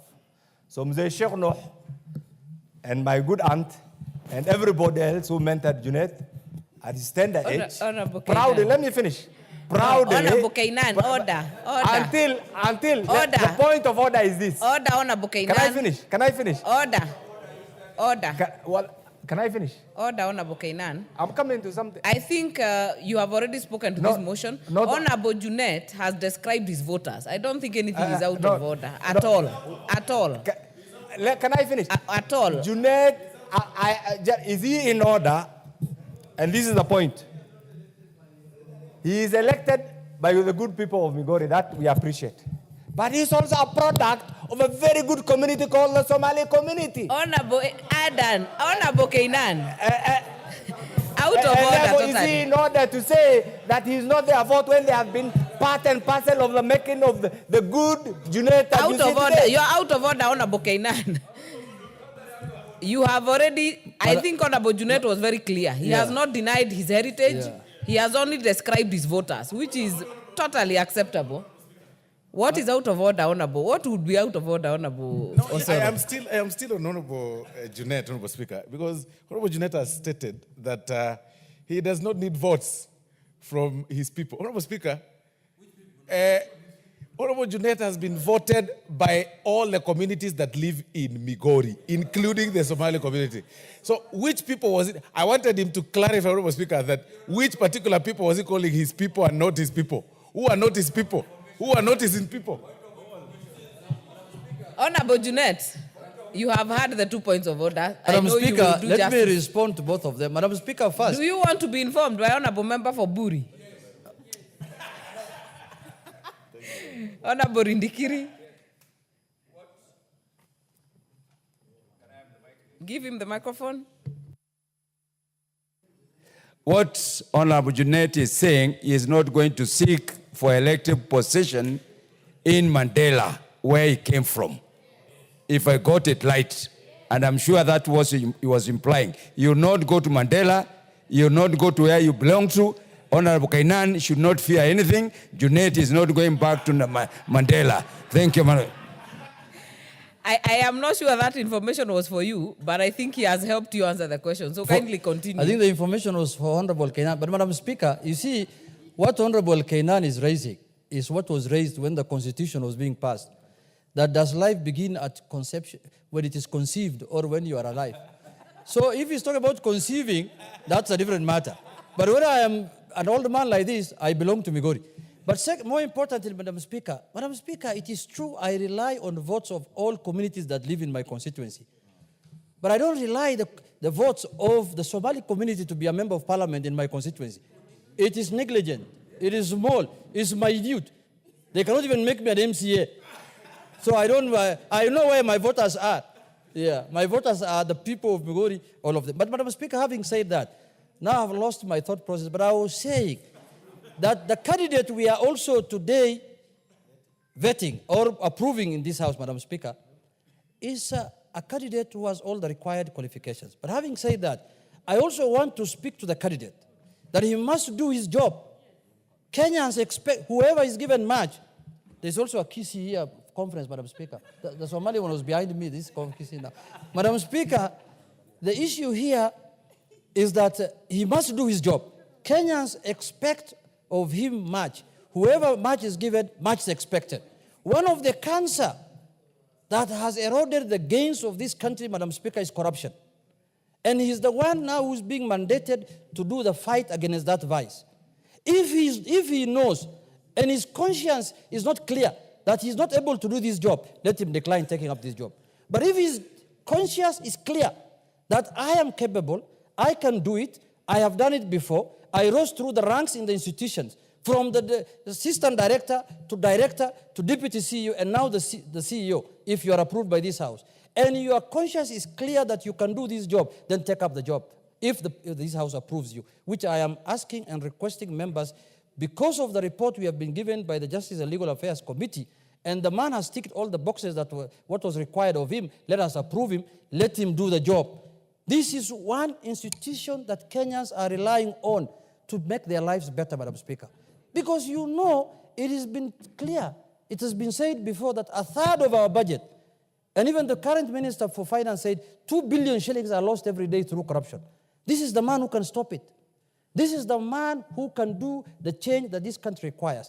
This is the man who can make sure the resources of this country go to where it is needed, where you need to put your food where your mouth is, or your money where your mouth is. This is the man who can assure us doing that, Madam Speaker. Madam Speaker, this institution called EACC has gone through many phases. I remember one time, Senior Counsel PLL Lumumba just ran away. Or the House brought a bill that removed him as a CEO because of the confusion that was there. He didn't know even how to deal with these people. People kept on talking about big fish, middle fish, small fish, white fish, black fish, all the fishes, Kamongo, in the Lake Victoria where we come from. Madam Speaker, this man, whom we are giving this job, if we approve him, Madam Speaker, must bring at least 70% of corruption cases to conclusion, Madam Speaker. Many of corruption cases in court have been lost because of evidence, because of other issues, but I want to assure him that he will get the support of this House financially through budgetary support to make sure that this vice called corruption is eradicated in this country, Madam Speaker. In conclusion, he must work together with the office of the DPP, Madam Speaker. The DPP is also new in office. I think it's barely a year. He's doing his work. We can't, a lot of corruption cases have been withdrawn recently after the new regime came into place. But, Madam Speaker, some of them were said to have been removed for lack of evidence. Some of them were said that the witnesses withdrew their papers or their witness. We don't know. But what we know is that corruption must be fought.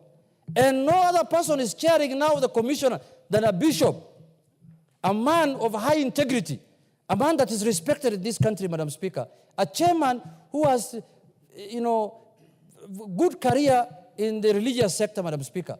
So, Madam Speaker, with those few remarks, I urge this House, let us pass this gentleman, because he has worked in this institution for long.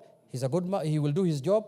So, Madam Speaker, and we will hold him accountable in this House, Mr. Speaker, because EACC reports to this House as a commission, as Chapter 15 commission. They are held accountable by Parliament. So we will hold him accountable through JLAC, through the floor of this House, Madam Speaker. But for now, since he is the best among the people who have been brought forward, I urge the House to approve him, Madam Speaker. With those few remarks, I support. Honorable Dorothy Kiara.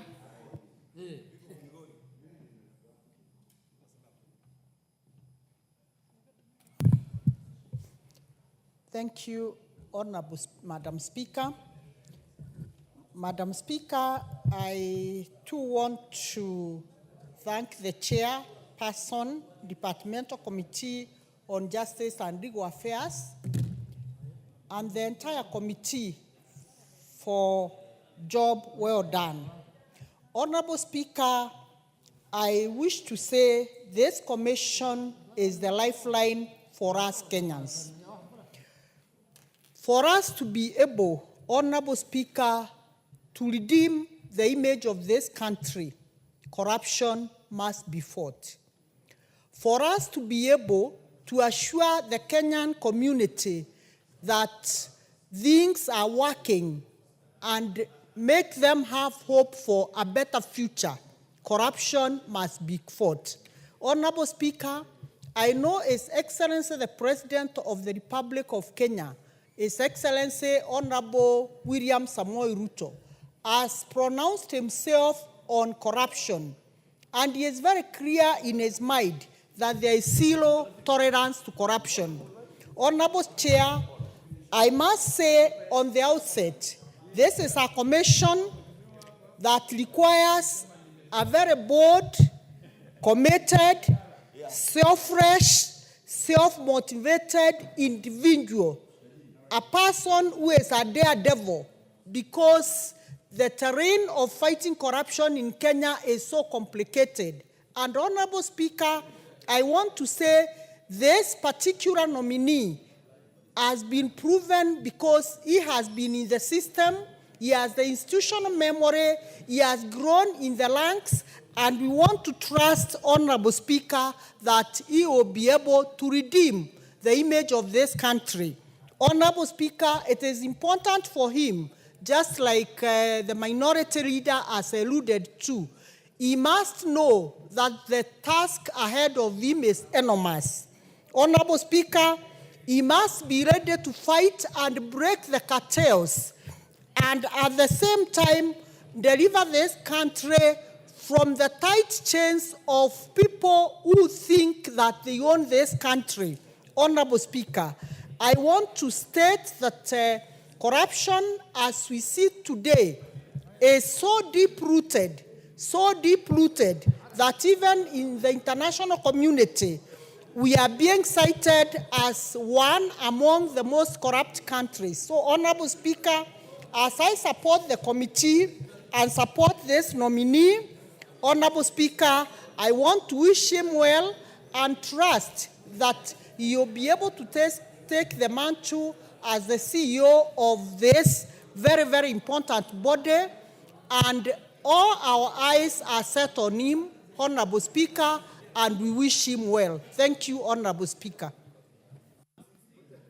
The Deputy Majority Leader.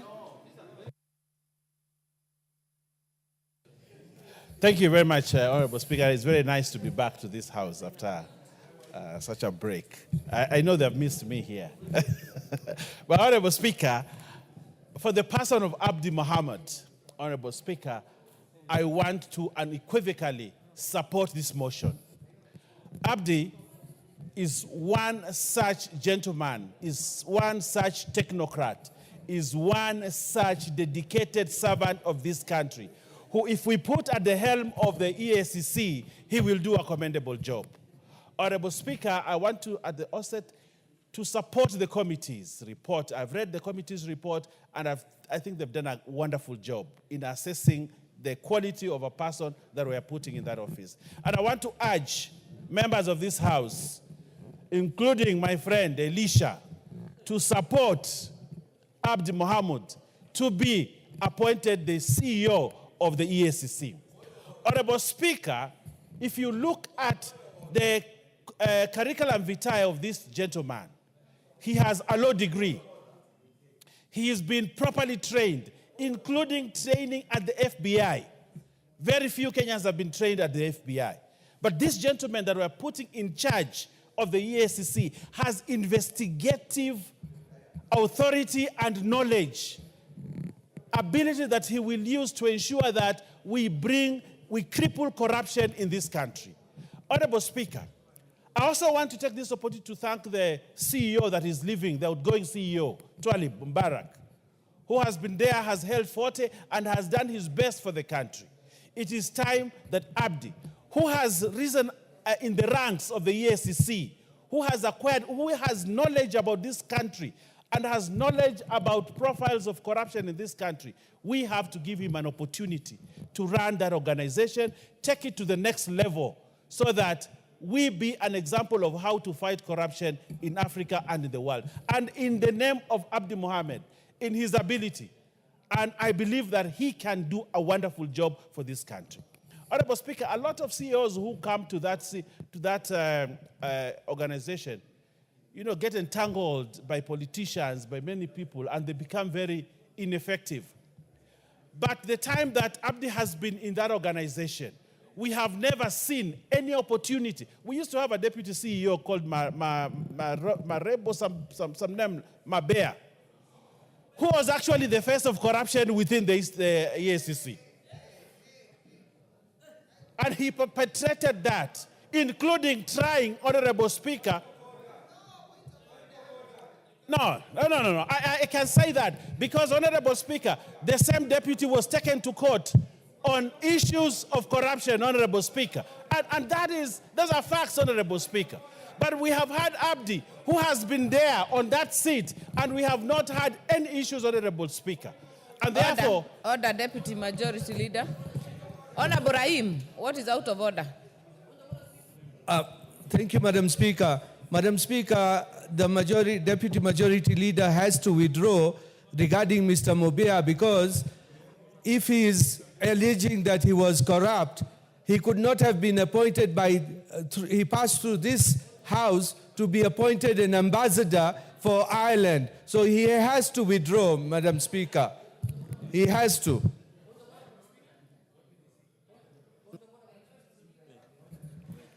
Madam Speaker, the Deputy Majority Leader is my friend and a man I respect a lot.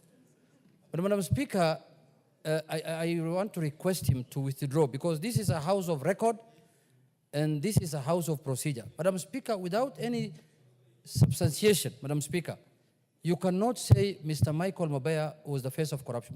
Michael Mabea is one of the most distinguished career anti-corruption, crusaders, Madam Speaker. And subsequently he was appointed as an ambassador to the Ireland. Mr. Speaker, I think he's talking about another person. He might be confusing the names. But that is not the Mabea that we know. Madam Speaker, I request that will be expunged from the record of the House, Madam Speaker. You have made your point. The Deputy Majority Leader be Madam, guided by Standing Order 91 on statement of facts, so that you're not injurious to the person of another person with no facts. Honorable Speaker, I am not in the habit of withdrawing, but I want to withdraw that statement because of my respect for the leader. And also because of statement of fact. Continue, Honorable Owen. You don't have to justify. Just continue. So I continue, Honorable Speaker. So, Honorable Speaker, I want to say this, that I believe Abdi Mohammed, when he takes that position, he will ensure that there is integrity within the integrity community of EACC. Because it has suffered a lot of backlash as an institution. It has been accused as, EACC has been accused as one of those institutions that has not fought corruption in this country vehemently. So, Honorable Speaker, I want to urge him as he takes over the mantle, and I want to ask members here to support him so that we appoint him, give him the job. But we'll hold him accountable for what happens in that EACC. You know, a lot of the time, a lot of the issues that are said, this government is corrupt, this government there has a lot of corrupt officials, but we have an organization whose job is to ensure we do not get into that pitfall. So the contradiction that we have an organization well-funded, an organization well-established. It has been there for many years, and yet we hear that there's corruption in this government. Today, when you hear the churches speak, they talk about corruption in this government. They talk about corruption. But we have a anti-corruption institution in this government. What is it doing? So I want to say this, and I want to urge Abdi Mohammed, that as he takes over the mantle at EACC, he fights corruption with every drop of his blood to ensure that this country is not ranked anywhere among the corrupt countries. That everybody else that will speak about, he will say that action has been taken and those that are corrupt are in jail and we do not have such things. Honorable Speaker, there have been many delays in terms of investigation. A case that takes, for example, 7 years to be investigated. We had this recent case where investigations went on until all witnesses died, and there was nothing else to do. We should never. Investigation must be expedited, people taken to court, so that this country, there's a time the former president said we lose 2 billion shillings a day. 2 billion shillings a day through corruption. But that's an indictment on the EACC. What are they doing? What are they doing? So I want to believe that as Abdi Mohammed is approved by this House and given the job, he will actually ensure that this country moves forward in the war against corruption, and that will be a corruption-free. We must cripple this animal called corruption. And I want to ask members of this House to support Abdi Mohammed so that he gets this job and he does a good job. I thank you, Honorable Speaker. For proper record, Honorable Owen, it's Mohamud, not Mohammed, as had been corrected by member Honorable Dawood.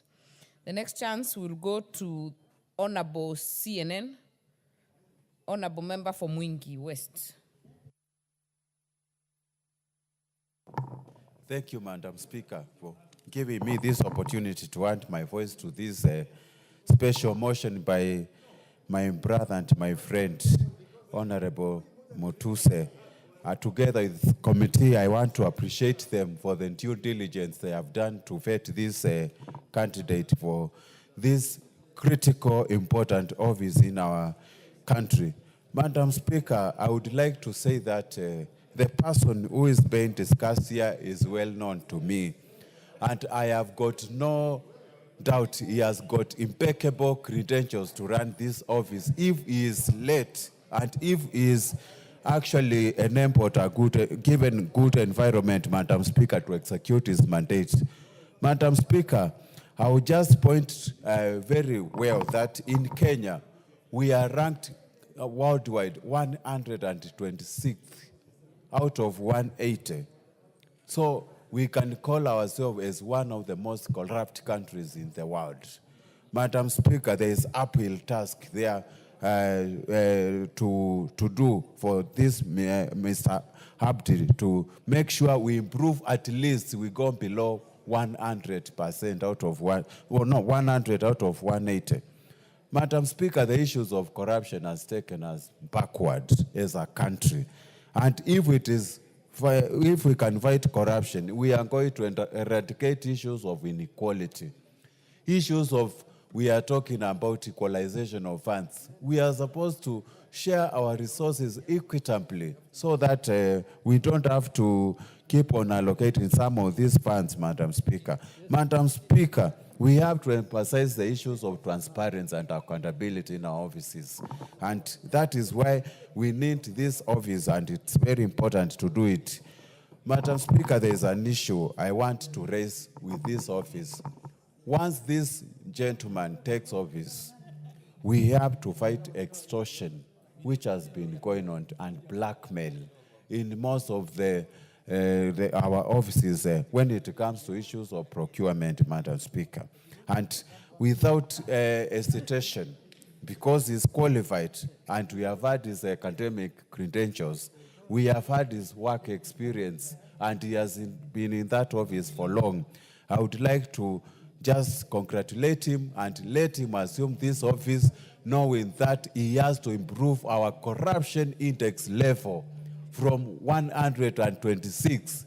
We need to be reading below 50 out of 180. Madam Speaker, with those few remarks, I fully support his appointment. Thank you. Member for Wajir West. Thank you, Madam Speaker, for giving me this opportunity to also add my voice to this report. From the onset, I want to thank the committee for approving and recommending Mr. Abdi Ahmed Mahmoud for the nominee of the office of the CEO of EACC. Madam Speaker, to start with, Mr. Abdi, as has been said by all the colleagues who spoke before me, was a career investigative officer. He started from a police officer. He went through the ranks to DCI, to, again, anti-corruption. I started with anti-corruption since the inception. He has been serving as the deputy CEO for the last 3-4 years. Mr. Abdi has clearly shown and expressed that he understands the process, the issues that pertains to corruption in this country. I have no doubt in my mind Mr. Abdi will perform exceptionally well compared to the rest who served this position if he is appointed or approved today. Madam Speaker, Mr. Abdi not only ticking all the boxes, but also he has the academic and professional qualifications, as has been approved, has been indicated in this report by the committee. Mr. Abdi is a lawyer, he has a degree in law, he has masters, and he has the experience that is required to undertake this task. Mr. Abdi knows exactly what we need, what Kenyans need today. He has been in this game. He has been in the deputy CEO. He has tried his best according to what he has done. There is no iota of any wrongdoing in his character or anything. As has been said, Mr. Abdi being a Somali does not disqualify him or does not disqualify him being heading this specific docket. Mr. Abdi has came through all this, not because of a Somali, because of a Kenyan. He has all the qualifications, he has all the credibility, he has all the integrity, and I am sure, beyond reasonable doubt, he will prove Kenyans that he's a Kenyan. He will, in fact, work hard to prove to Kenyans that anti-corruption, for the first time, can be changed from what it is to a better body that all Kenyans can rely on. As it has been said, that 2 billion Kenyan shillings is lost every day on corruption issues. It is unfortunate that we are in a country where 2 billion Kenyan shillings is wasted through corruption. And I want to urge my brother, Mr. Abdi, to pull up his socks, to know exactly what today he wants, to know exactly what Kenyans need him to do. Today, if he is approved, he should do things differently than has been done before. He should take the task as a gentleman, as a Kenyan, as a patriot, as a person with experience that was required to prove to Kenyans that Anti-Corruption Commission can do its work without political interference, without anybody's interference, and they can return the lost hope of Kenyans to this particular agency.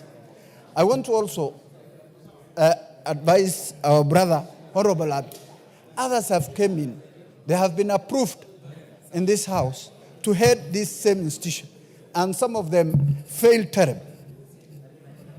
And they left this docket while they were not happy.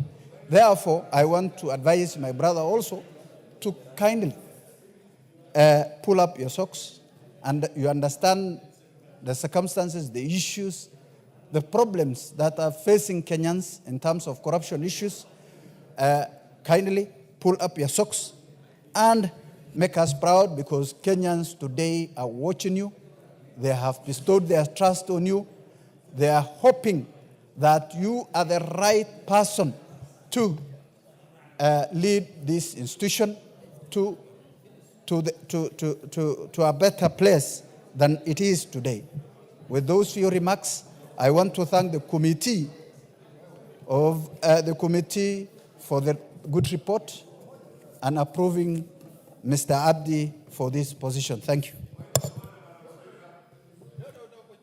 The next chance will go to the member for Katanga, Wakili Moreu.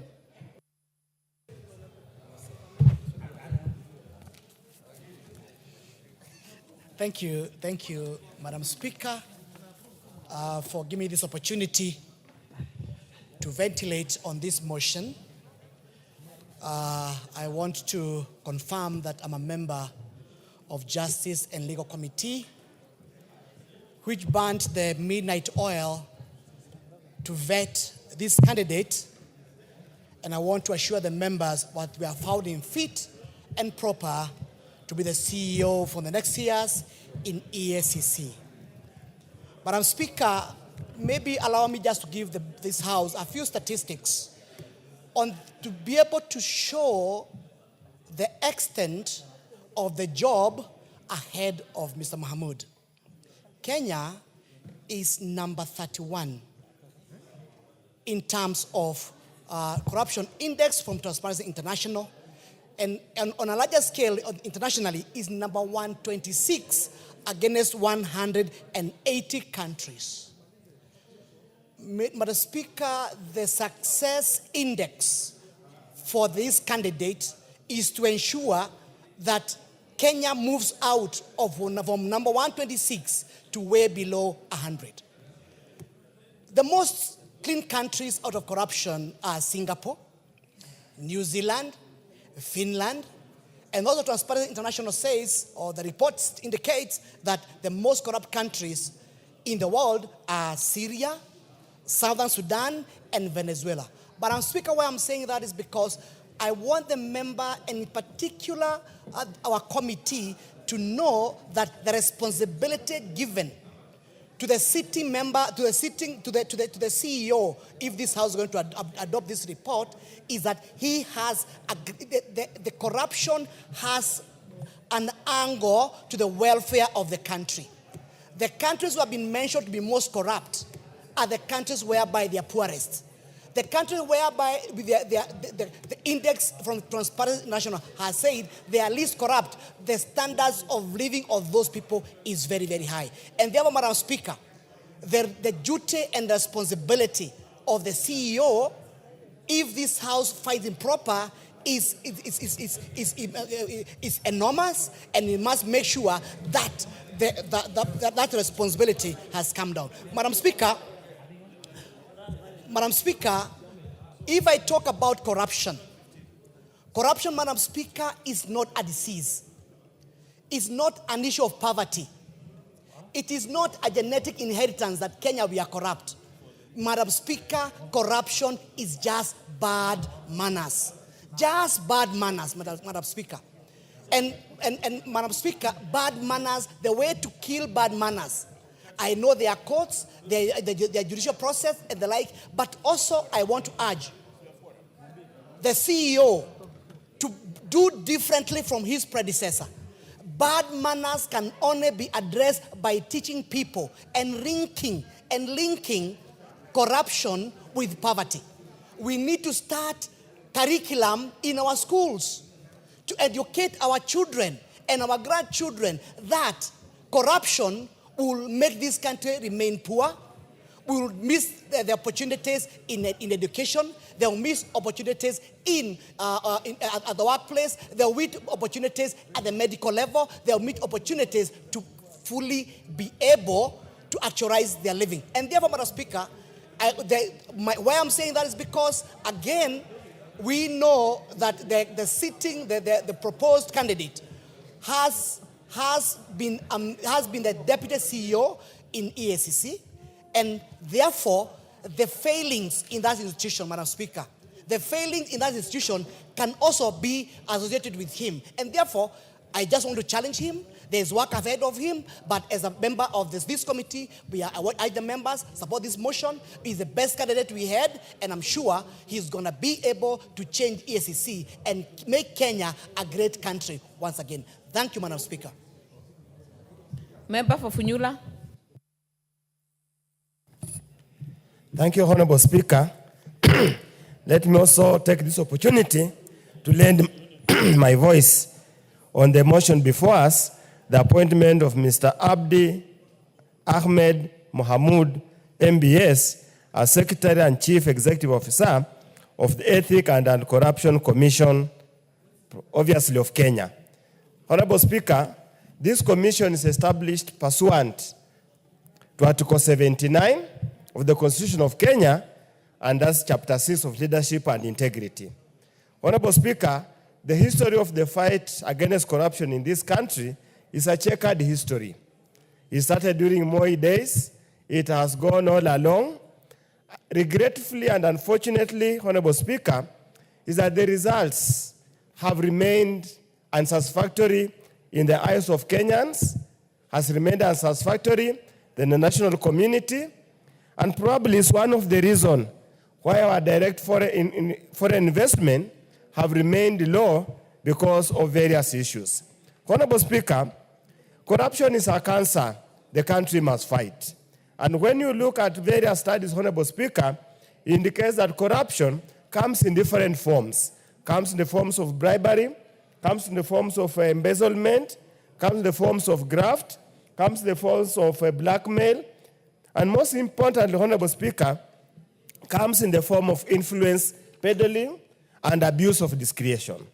We just hope and pray that the new man in charge will have the guts, will have the courage, will have all that it takes to slay this dragon of corruption, Honorable Speaker.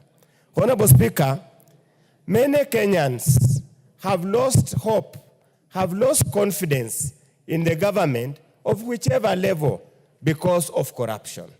Many cases, Honorable Speaker, invariably, when you go to a public office, before getting service, you will be expected to part with something to oil the process.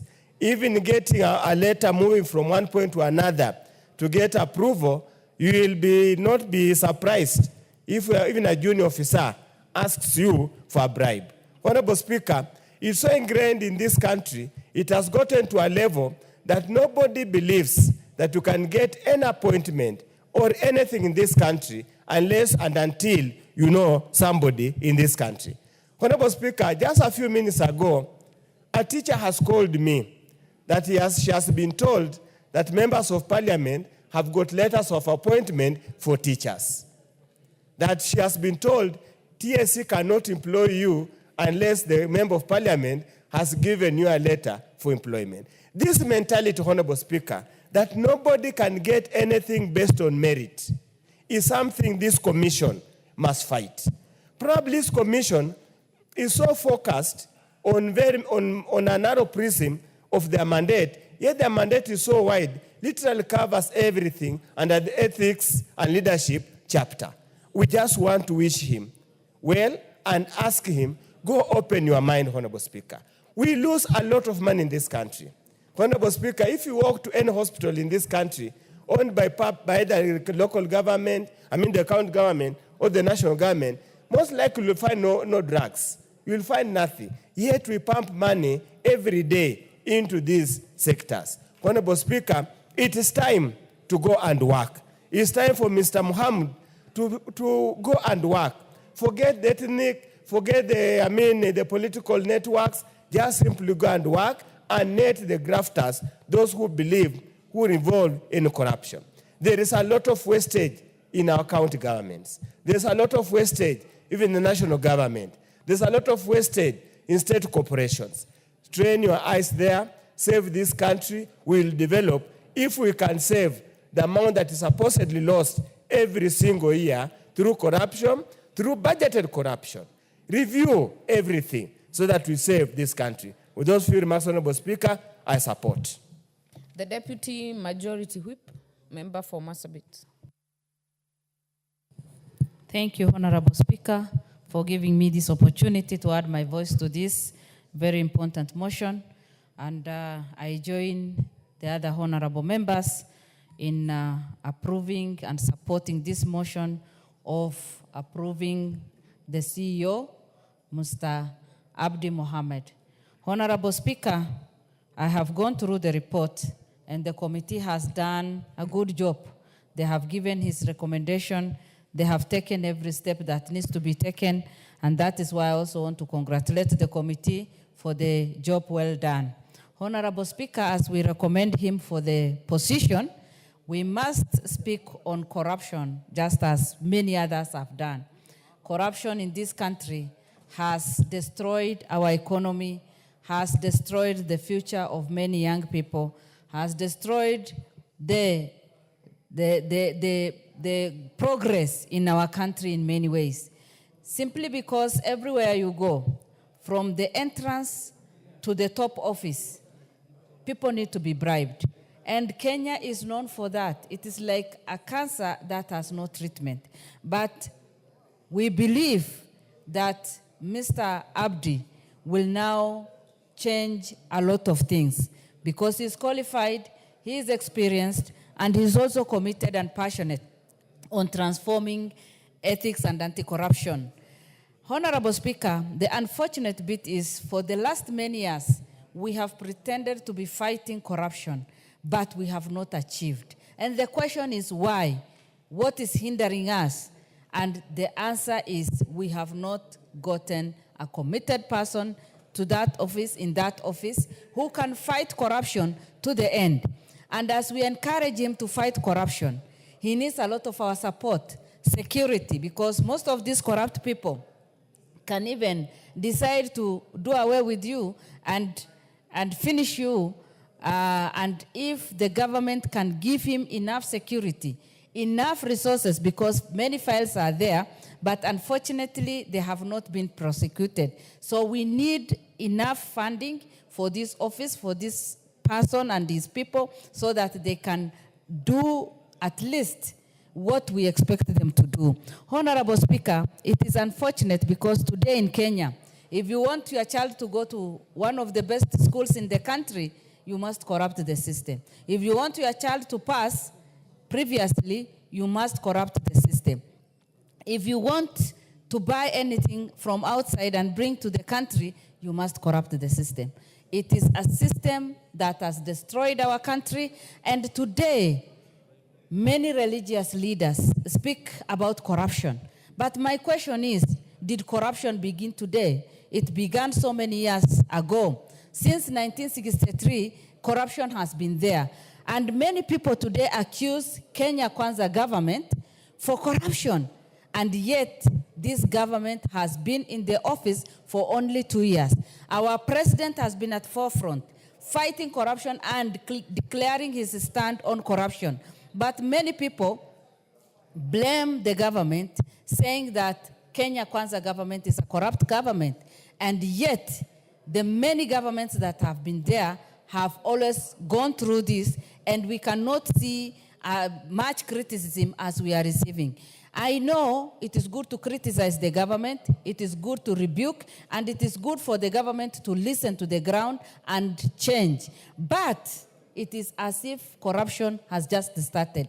Unfortunately, corruption has been there. And if we are condemning this government, where have we been the other many years that has passed? And even for ethics and anti-corruption, that has been there for centuries and have not made serious steps, or has not done serious investigation, has not prosecuted anybody. I must say that as a nation, as parliament, we must say that we need serious report at the end of every year so that those people who have been found guilty can be presented to the relevant committee. Honorable Speaker, when devolution came, when our Constitution 2010 gave us devolution, it is like corruption was also devolved. There is even much corruption in the counties than at the national level. And the question, everybody is saying, okay, it is a corrupt, for you to win a tender, you must pay 10%, 15%. Where are we headed to? The young generation are looking for the money to buy the tenders, to corrupt the leaders so that they can do shoddy work. A lot of money has been going to the counties, but it cannot be accounted for, simply because corruption has been devolved. And my prayer to Abdi as he takes of this office, because he knows what is happening in all the counties.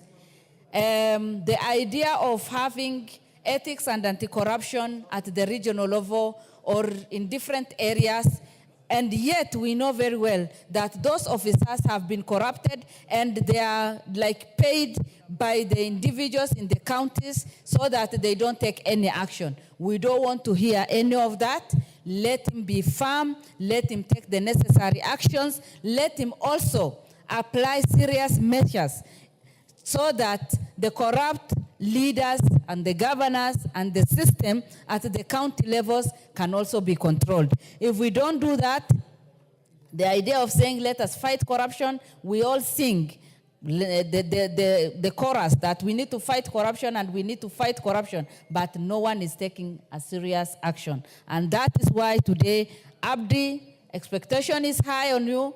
Kenyans have a lot of hope, and we expect you to take some serious measures on the corrupt leaders, be it politicians, be it government officers, or anybody. We need to take some serious action. And what Kenyans want today, and especially with the taxation that is there, we are giving a lot of money, but everybody is wondering where this money is going to. And many people say it is the corrupt system that consumes our money. Let us make sure that Kenyans give their money, but accountability must also be there. Kenyans are ready to sacrifice, but we must also sacrifice and make sure that corrupt leaders will be brought to books. Honorable Speaker, we cannot keep talking about this, but Abdi, as we are putting a lot of hope in him, must join us in transforming this country and making sure that Kenya is free of corruption. Thank you, and I support. Major Deko.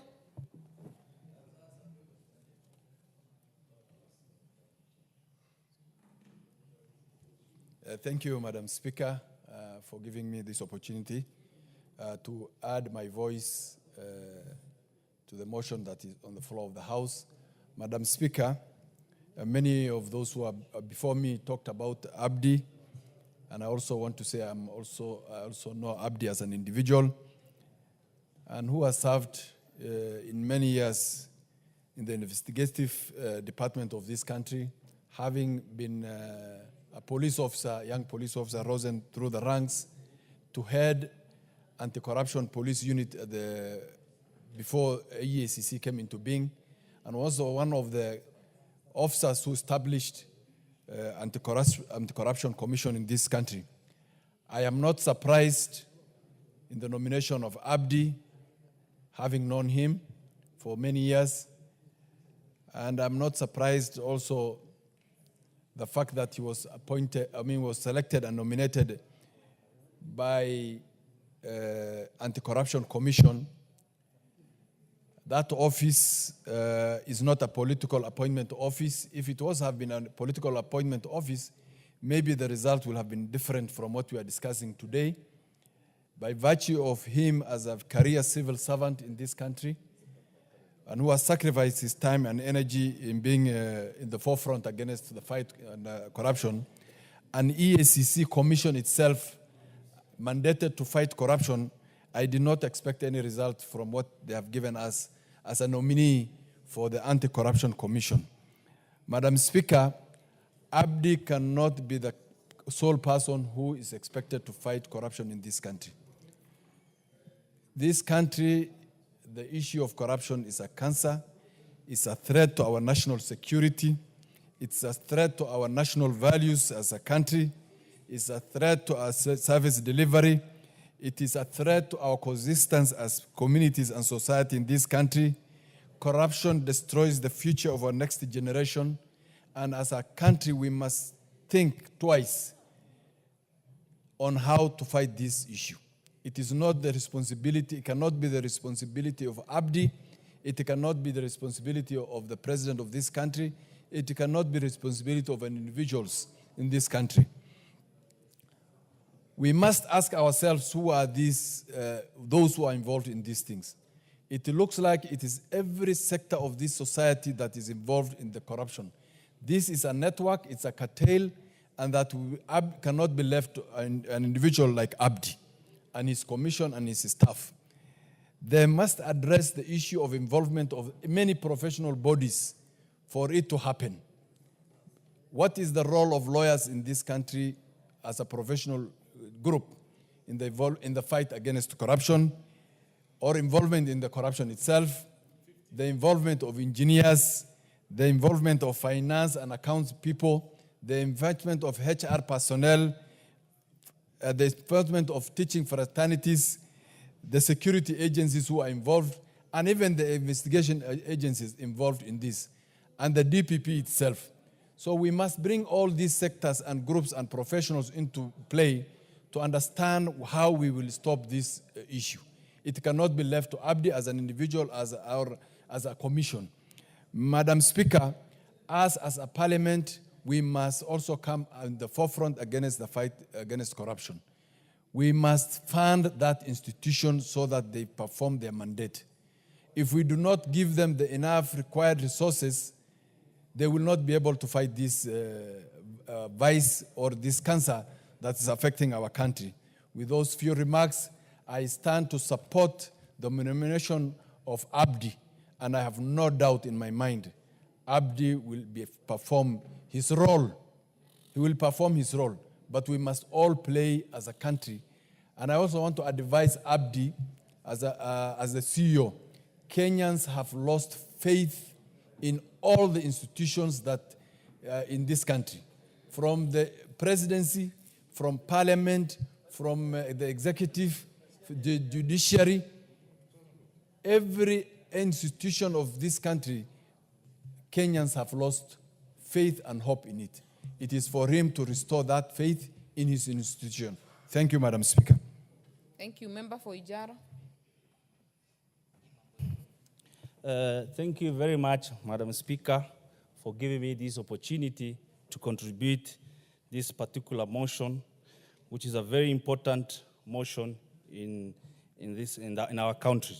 First, I would like to appreciate and congratulate the Committee for Justice and Legal Affairs for conducting a thorough vetting processes and presenting a comprehensive report on the nominee. It is clear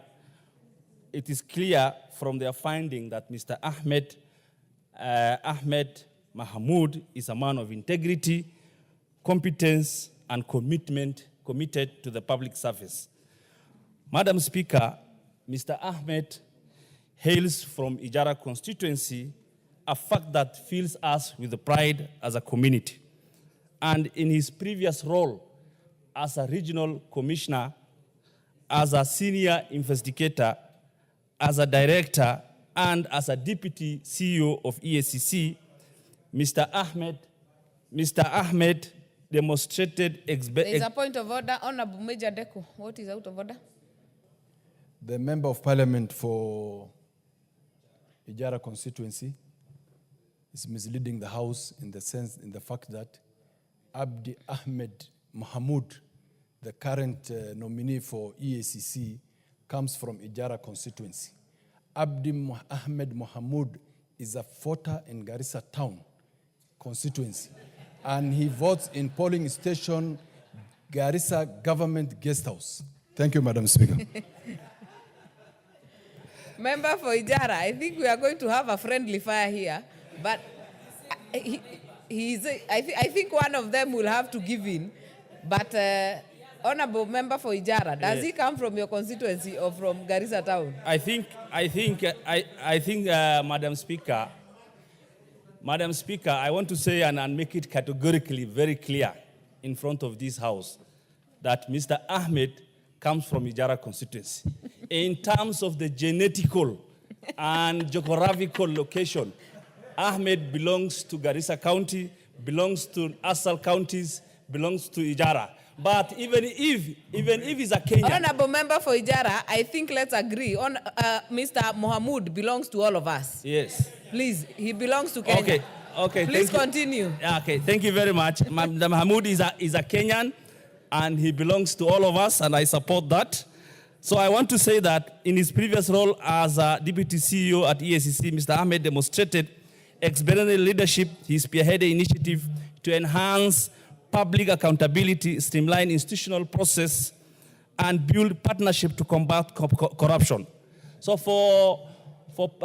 and I believe if given an opportunity, Mr. Ahmed will not let down the Kenyans, and corruption is a menace.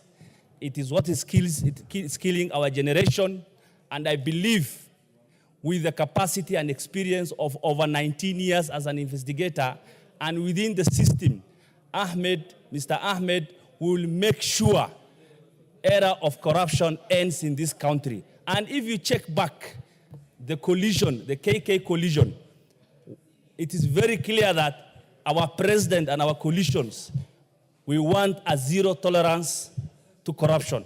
And through Ahmed and EACC as a commission, with that extra budgetary allocation, I believe Mr. Ahmed will deliver.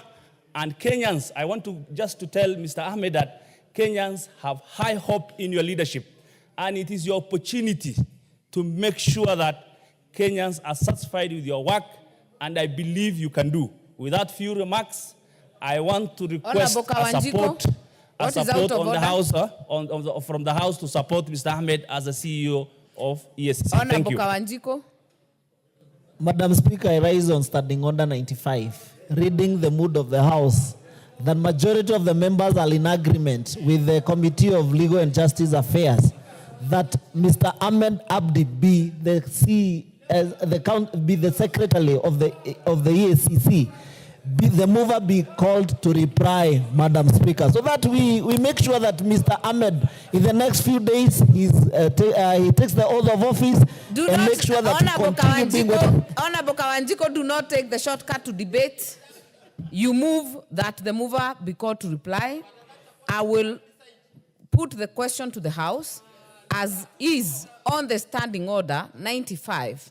So the House will make the decision. Honorable members, order.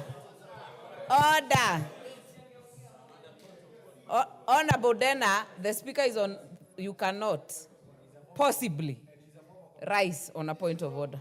Honorable Kwenya, you do not shout in the House. We do things in decorum. Therefore, honorable members, I will put the question that the mover be called to reply. As many as are of that opinion say aye.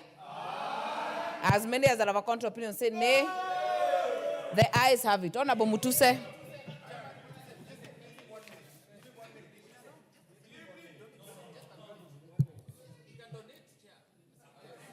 No. Honorable Mutuse, you have the floor.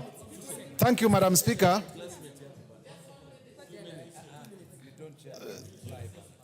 I noticed that there is a lot of enthusiasm on this issue. But be that as it may be, the matter must also come to an end. And therefore, in respecting the mood of the House, that we put this matter to closure, honorable members, including those who are my very good friends, allow me to reply as follows. Honorable members, please be guided that debate closure under standing order 95, you cannot donate minutes. Let me put that to close. We are not able Kindly to donate reply. minutes, and I am properly guided. I want to thank honorable members for the robust debate and for the robust contributions to the debate on the approval and appointment of Mr. Abd Mohamud to be the next CEO of the Ethics and Anti-Corruption Commission. In doing so, the honorable member from Mavoko constituency did ask whether there were other people who also competed for the same position. And Madam Speaker, I want to inform the House that upon the placement of the advert, a total of 172 Kenyans did apply for this position. 14 were shortlisted by the commission, and upon interviews, Mr. Abdi Ahmed emerged the best, scoring 83.5% among the 14 who had been shortlisted. Mr. Makali Mulu also gave us statistics upon which the basis for Mr. Abd Ahmed's work will be predicated, and we thank him for that. In terms of the several members who have spoken to the question of EACC being given prosecution powers, you are aware that prosecutorial powers emanate from Article 157 of the Constitution, and this question was actually put to the nominee. And I want to refer you to paragraph 60 of our report. And in paragraph 60 of our report, we are recommending, as the Justice and Legal Affairs Committee, that the DPP does gazette lawyers working under EACC as prosecutors, because the DPP has that power to gazette prosecutors, so that lawyers who interact with cases at EACC may also have the opportunity to prosecute the same cases in court. Madam Speaker, I now wish to reply and request that at the appropriate time, the House does approve the appointment of Mr. Abdi Mohammed, so that at the appropriate time, he takes over from the current CEO, even as we congratulate him towards the end of his contract. Thank you, and I thank you, Madam Speaker. Therefore, I put the questions, honorable members. Allow me to put the question that, taking into consideration the findings of the Departmental Committee on Justice and Legal Affairs in its report on the vetting of a nominee for appointment as the Secretary/Chief Executive Officer of the Ethics and Anti-Corruption Commission, laid on the table of the House on Tuesday, 3rd December 2024, and pursuant to Article 250(12) of the Constitution and Section 16(1) of the Ethics and Anti-Corruption Commission Act, Cap 7H, as read together with sections 3 and 8 of the Public Appointments Parliamentary Approval Act, CAP 7F, this House approves Mr. Abdi Ahmed Mohamud, MBS, for appointment as the Secretary/Chief Executive Officer of the Ethics and Anti-Corruption Commission. As many as are of that opinion say aye. Aye. As many as are of a contrary opinion say nay. Nay. The ayes have it.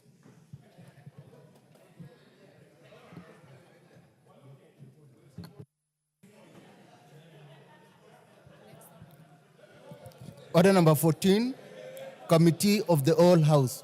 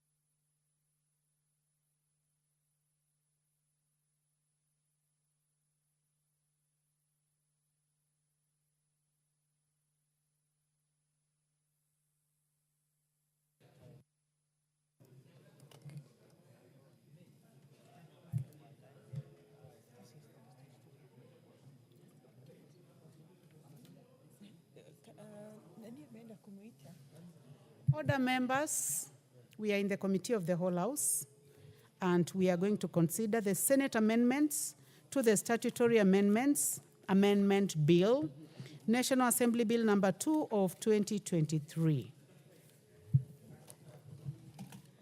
Senate amendments to clause 2. I propose the question that the Senate amendment to clause 2 be now approved.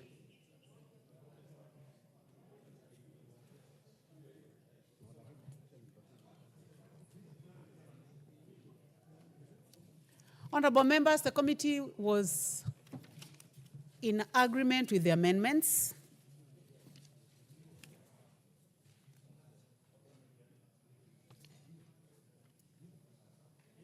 So I now put the question that the Senate amendment to clause 2 be now approved. Will as many as of that opinion say aye? Will as many as of a contrary opinion say nay? The ayes have it. Senate amendments to clause 3. I propose the question that the Senate amendment to clause 3 be now approved.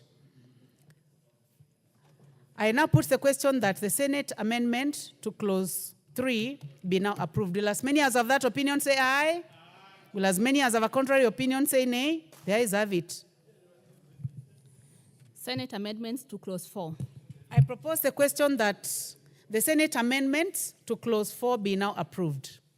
I now put the question that the Senate amendment to clause 4 be now approved. Will as many as of that opinion say aye? Will as many as of a contrary opinion say nay? The ayes have it. Senate amendments to clause 5. I propose the question that the Senate amendment to clause 5 be now approved. I now put the question that the Senate amendment to clause 5 be now approved? Will as many as of that opinion say aye? Will as many as of a contrary opinion say nay? The ayes have it. Senate amendment to clause 6. I propose the question that the Senate amendment to clause 6 be now approved. I now put the question that the Senate amendment to clause 6 be now approved. Will as many as of that opinion say aye? Will as many as of a contrary opinion say nay? The ayes have it. Senate amendments to clause 7. I propose the question that the Senate amendment to clause 7 be now approved. I now put the question that the Senate amendment to clause 7 be now approved. Will as many as of that opinion say aye? Will as many as of a contrary opinion say nay? The ayes have it.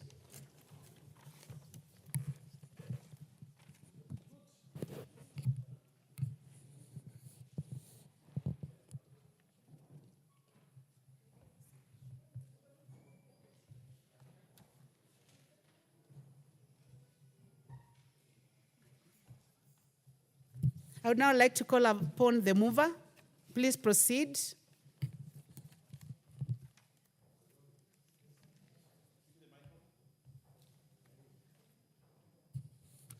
Please pass the mic to the majority leader.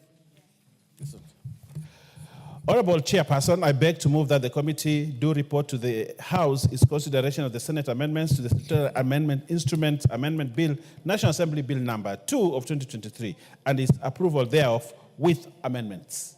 I thank you, Honorable Speaker. Thank you, Majority Leader.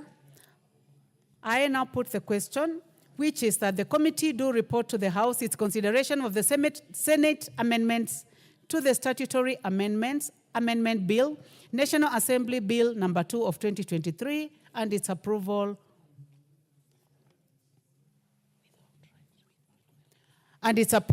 with amendments.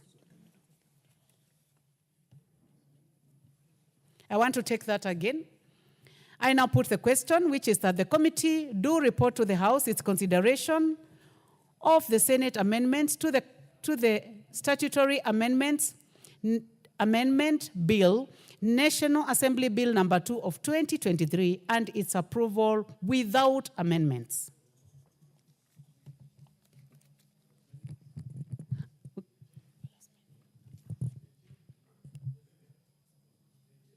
Honorable members, as you may be aware, we have several bills, so we are going to move to the next bill.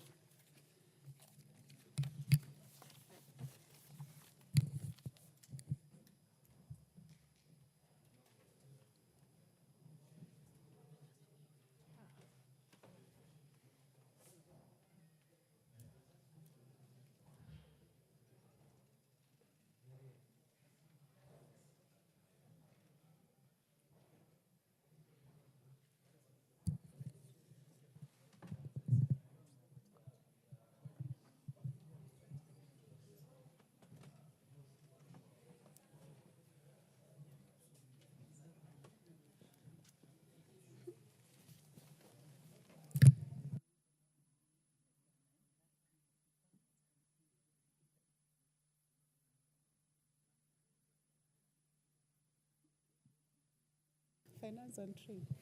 I would like to find out whether the chair, Finance, Trade, I can see the vice chair, but is the chair Finance in the House or anyone who has been appointed? Majority Leader, kindly approach the table.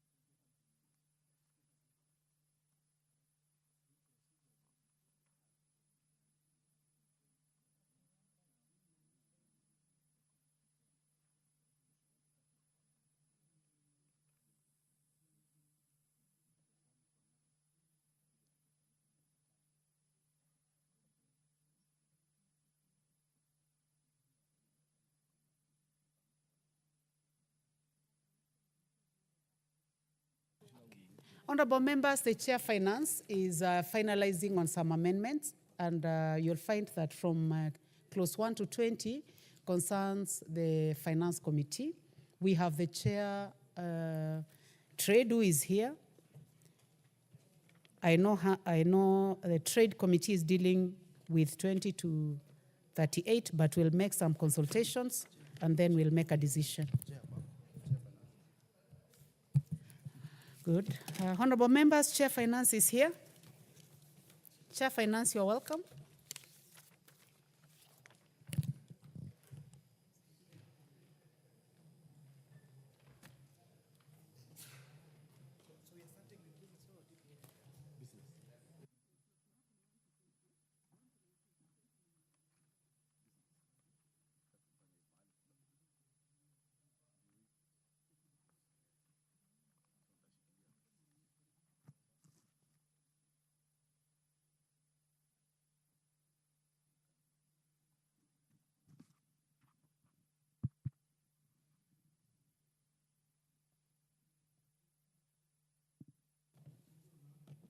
Honorable members, we are now in the Committee of the Whole House, continuing, and we are dealing with the Business Laws Amendment Bill, National Assembly Bill number 49 of 2024.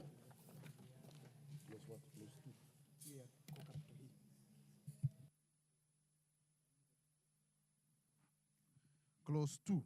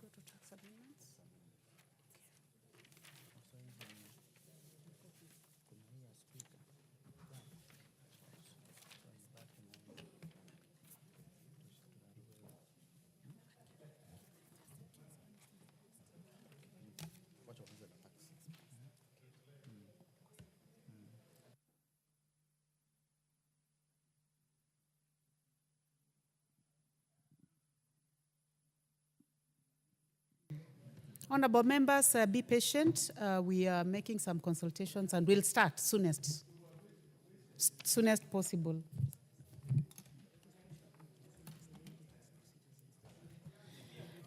So, honorable members, on further consultations, we have agreed to start with the Tax Procedures Amendment number 2 bill, National Assembly Bill number 46 of 2024.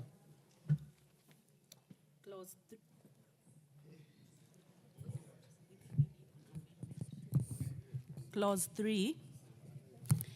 I propose the question that clause 3 be part of the bill. Chair Finance.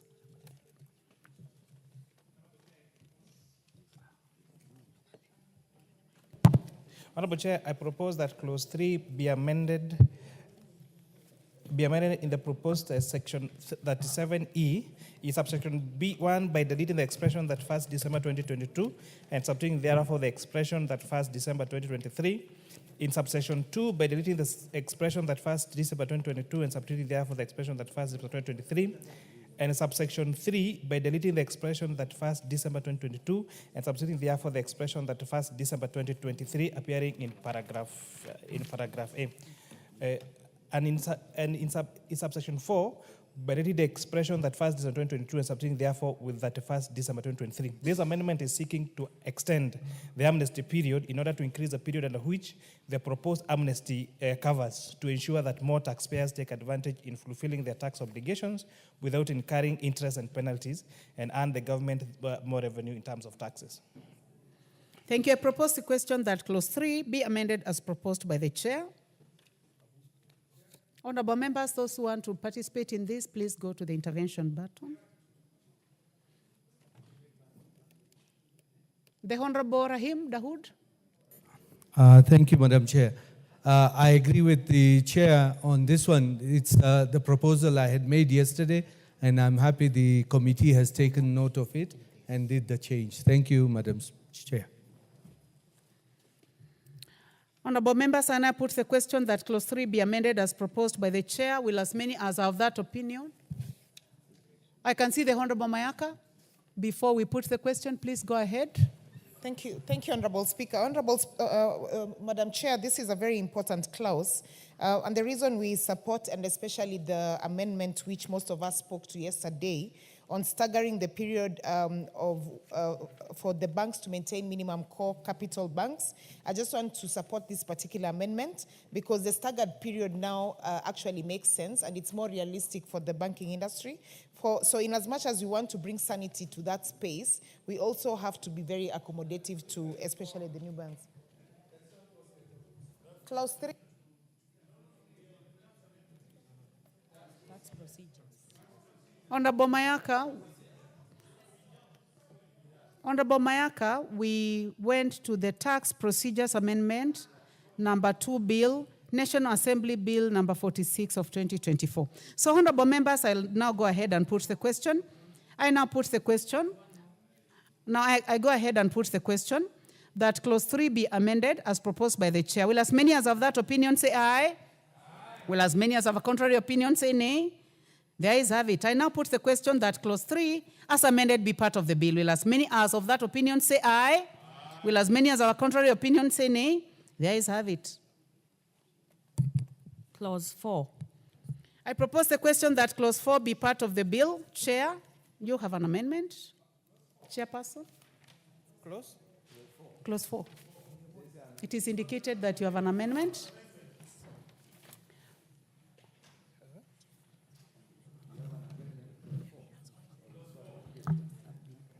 Actually, Chair, you have one amendment and we have two others. So please confirm whether your committee has an amendment. We'll give you a minute to consult.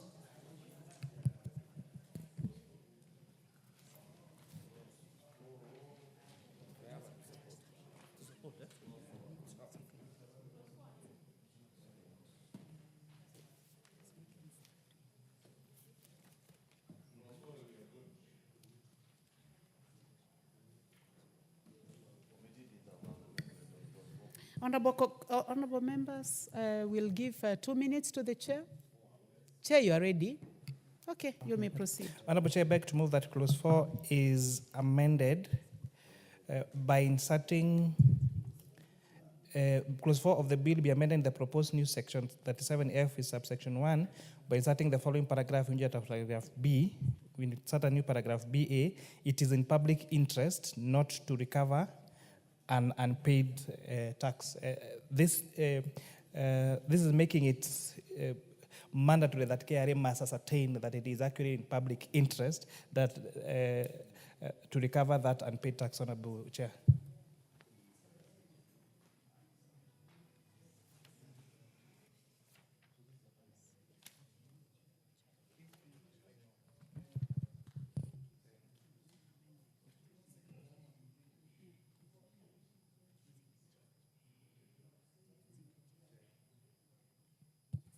Chair, can we proceed? Honorable members, then I propose the question that clause 4 be amended as proposed by the chair. Do I see any interest in this, honorable members?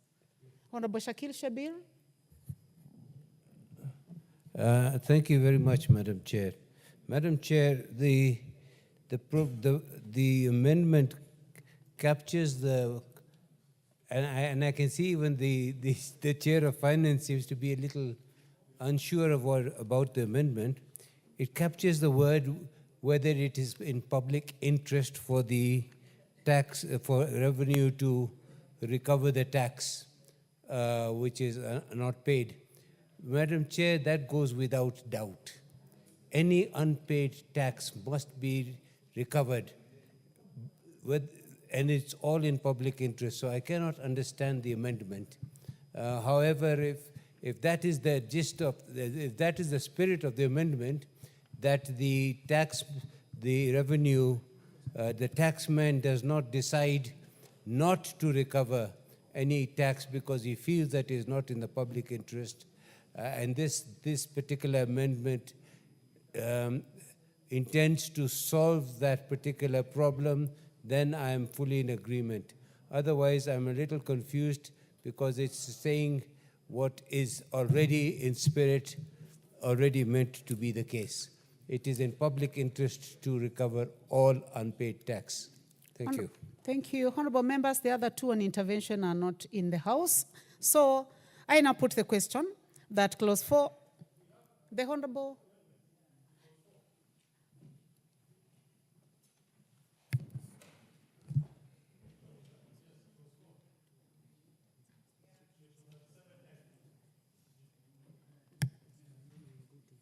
Actually, I will put the question for this particular amendment and then we can, yes. So I propose the question that clause 4 be amended as proposed by the chair. Will as many as have that opinion say aye? Will as many as have a contrary opinion say nay? There is have it. I now go back to the one for the Honorable Karoli Omondi. Thank you very much, Madam Chair. I would like to refer the House to Article 210 of the Constitution of Kenya, which says there are only two ways of not collecting tax. It's either through a waiver or a variation. That is what Article 210 says. And it says whenever there is a reason to waive or vary any tax due, there must be a public record and reasons for that particular waiver or variation must be given and must be recorded. That also applies to Section 77 of the PFM Act. But there's a more fundamental constitutional question here. The power to impose tax is reserved for this House.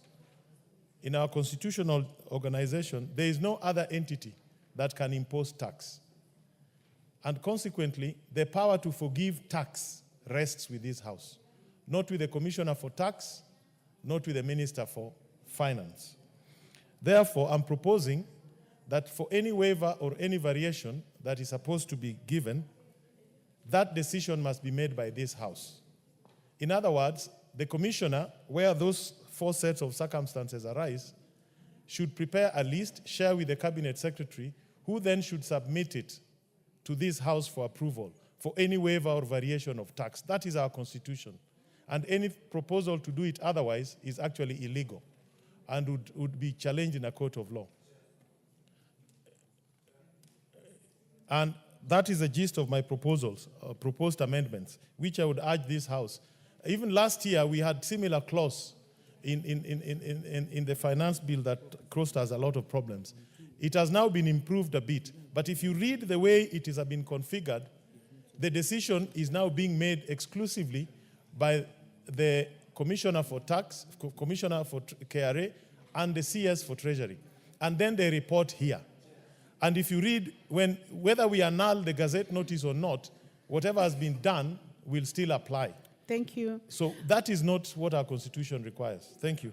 Yes, I'll come to you. I'll just propose. Honorable members, I propose the question that clause 4 be amended as proposed by the Honorable Karoli Omondi. Chair, I start with the majority leader, then I'll come to the chair. Chair, I oppose that amendment, and I completely disagree with what the argument being advanced by the Honorable Karoli. Because if you look at the bill, it already provides for the approval process by the National Assembly. And either approval or annulment. Honorable Speaker, there are things I would not want to mention, but there are situations, Honorable Speaker, when you will not require to come to the National Assembly first, because whatever tax you abandon, that gazette will come to the National Assembly for approval. And the National Assembly should never seek to micromanage either KRA or the minister or any ministry. And therefore, we approve. If we do not agree, we annul. And the annulment is a reverse of that process. It is not to mean that there was a tax being paid at that point. It was simply an abandonment of the tax, Honorable Speaker. And I would propose that we maintain it as it is laid out in the bill. In fact, the Honorable Karoli Omondi agrees with the bill that it is an improvement from what was there in the finance bill. Honorable Speaker, I therefore strongly oppose the amendment and maintain that we maintain it as it is in the bill. Thank you. I would like to hear the voice of the chair. Let the House hear the voice of the chair also. Honorable Chair, I want to again agree with the Leader of Majority. Honorable Pondi actually raises an important matter. However, one of the challenges that taxpayers were telling us they are going through, if, for example, you are supposed to pay, say, the taxes within 20th of the month, and on that 20th of the month, the KRA system is down, and therefore you are not able to pay, or the system is not able to accept your payment. That and therefore you start attracting interest and penalties, even when it is not an error of the taxpayer and it was not the intention of the taxpayer to delay that particular payment. That interest or that penalty will automatically accrue to that particular taxpayer. And the authority has no power to correct or to amend that interest or penalty, Honorable Chair. And therefore, this provision is giving now the commissioner at least some leeway.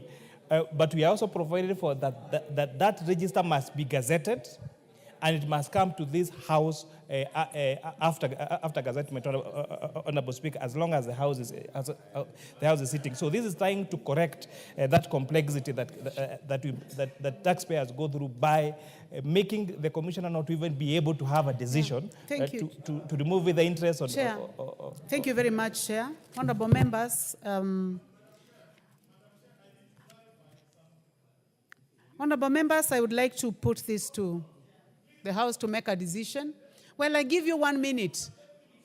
Honorable Karoli, yes. But then we give you 1 minute. I'm sure you are looking at the clock here, 5 minutes. Just give me 1 minute. Yes. If you read the current draft, 34F 2, the abandonment, the decision, if you read it, it says once the commissioner communicates with the cabinet secretary, shall be deemed to be extinguished. In other words, the waiver has already been given even before the Gazette notice is brought to the House. And if you go further and you read paragraph 5B, even if we annul the Gazette notice, anything done without prejudice to the validity of that shall not be invalidated thereafter. In other words, this House is made completely a eunuch. We have nothing to do. Read it, it is there. So even if you disagree with me, let it go on record. What is being proposed here is unconstitutional. And let's not pretend about it. The power to tax rests with government, to tax Kenyans rests with this House. The power to forgive taxes rests with this House, no any other entity. That's the law. Honorable members, I now propose the question that clause 4 be amended as proposed by the Honorable Karoli Omondi. I now put the question that clause 4 be amended as proposed by the Honorable Karoli Omondi. Will as many as have that opinion say aye? Aye. Will as many as have a contrary opinion say nay? Nay. The nays have it. Honorable members, the Honorable John Kagusha is not in the House, and his amendment was proposing a deletion. So, honorable members, I will now proceed.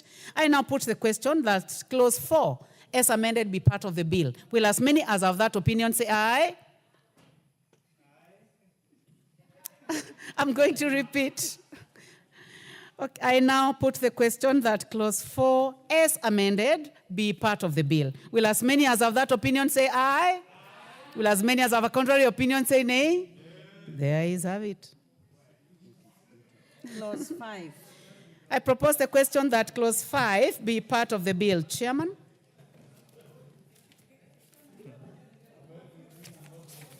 Honorable Chair, I propose that clause 5 be amended by deleting paragraph A and substituting therefore the following new paragraph A in subsection 1 by deleting the words in proceeding 3 years from 1st of July 2022 in at least 3 billion shillings, substituting therefore the words on 31st December 2024 is at least 2 billion shillings. And in further paragraph B, by dating the word 5th working day after the deduction was made, appearing the proposed new subsection 4C and B, and substituting therefore with the 5th working day of the month. So, Honorable Chair, this is where we are seeking to give additional time for when withholding tax is paid towards the 5th day of the following month, and not within 5 working days as it currently is contained in the Income Tax Act. Thank you, Chair. I propose the question that clause 5 be amended as proposed by the Chair. Any interest in this? Honorable members, I now put the question that clause 5 be amended as proposed by the Chair. Will as many as of that opinion say aye? Will as many as of a contrary opinion say nay? The ayes have it. I now put the question that clause 5 as amended be part of the bill. Will as many as of that opinion say aye? Will as many as of a contrary opinion say nay? The ayes have it. Clause 6. I propose the question that clause 6 be part of the bill. Chairman. Honorable Chair, I beg to move that clause 6 be amended by deleting the word 6, therefore with 12, appearing in proposed new section 1B2. This amendment is seeking to extend the period in which a taxpayer may apply for a tax refund or overpaid tax other than income tax to 12 months. This amendment aligns the bill with the Excess Duty Act, which provides for one to claim a refund within 12 months from when the date the duty was paid. Honorable members, I propose the question that clause 6 be amended as proposed by the Chair. I do not see any interest in this, so I put the question that clause 6 be amended as proposed by the Chair. Will as many as of that opinion say aye? Will as many as of a contrary opinion say nay? The ayes have it. I now put the question that clause 6 as amended be part of the bill. Will as many as of that opinion say aye? Will as many as of a contrary opinion say nay? The ayes have it. Clause 7. I propose the question that clause 7 be part of the bill. Chair. Honorable Chair, I move that clause 7 be amended as follows. In paragraph A, by inserting the following new subsection, immediately after 1A, that the Commissioner shall not require a person to integrate or share data relating to A, trade secrets, B, private or personal data on behalf of customers or collected in course of business, and B, in paragraph B, in the proposed new subsection 5, by deleting the words 500 and substituting therefore the words 100, and B, in the proposed new subsection 6, by deleting the words 500 and substituting therefore the words 100. This amendment is seeking to provide for a commensurate penalty for the offense committed, which in failure to comply with the notice given the Commissioner, the proposed penalty was 500,000 shillings, which the committee found to be too punitive. So we are reducing that to 100,000 shillings, and also to exclude the need for integration of data for trade secrets and other private information, so that entities like hospitals do not have to declare or to give KRA access to medical records, or for multinational or for trade companies, things that, for example, like their trade secrets. Yes, and it's more than Honorable Chair to also pronounce myself that I'm moving this amended in the amended form, not as per the order paper. And that's why we are amending now. We are now introducing A and B in paragraph A, but omitting C. So C is not part of the amendment I'm moving, Honorable Chair. Honorable members, I now propose the question that clause 7 be amended as proposed by the Chair. The Honorable Undo. Chair, I just want the Chair to go on record once again, because in clause 7A, number C, in the case of multinational companies, information relating to the parent company, he has indicated he has moved it in an amended form, excluding that C. For record purposes, it needs to be very clear that that particular section has been omitted, so that we'll have no confusions here, because if it is retained, then we are trading on dangerous grounds, considering that we have got the, he has dropped it. Yeah, let's just go on record. We have no doubt about it. Yeah, for the record, he said it, that it is A and B. and C has been dropped. So, honorable members, I now put the question that clause 7 be amended as proposed by the chair. Will as many as have that opinion say aye? Will as many as have a contrary opinion say nay? There is have it. I now put the question that clause 7 as amended be part of the bill. Will as many as have that opinion say aye? Will as many as have a contrary opinion say nay? There is have it.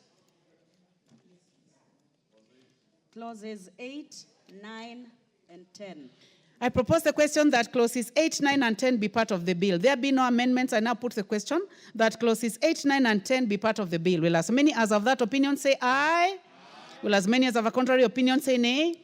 There is have it. New clause 1A.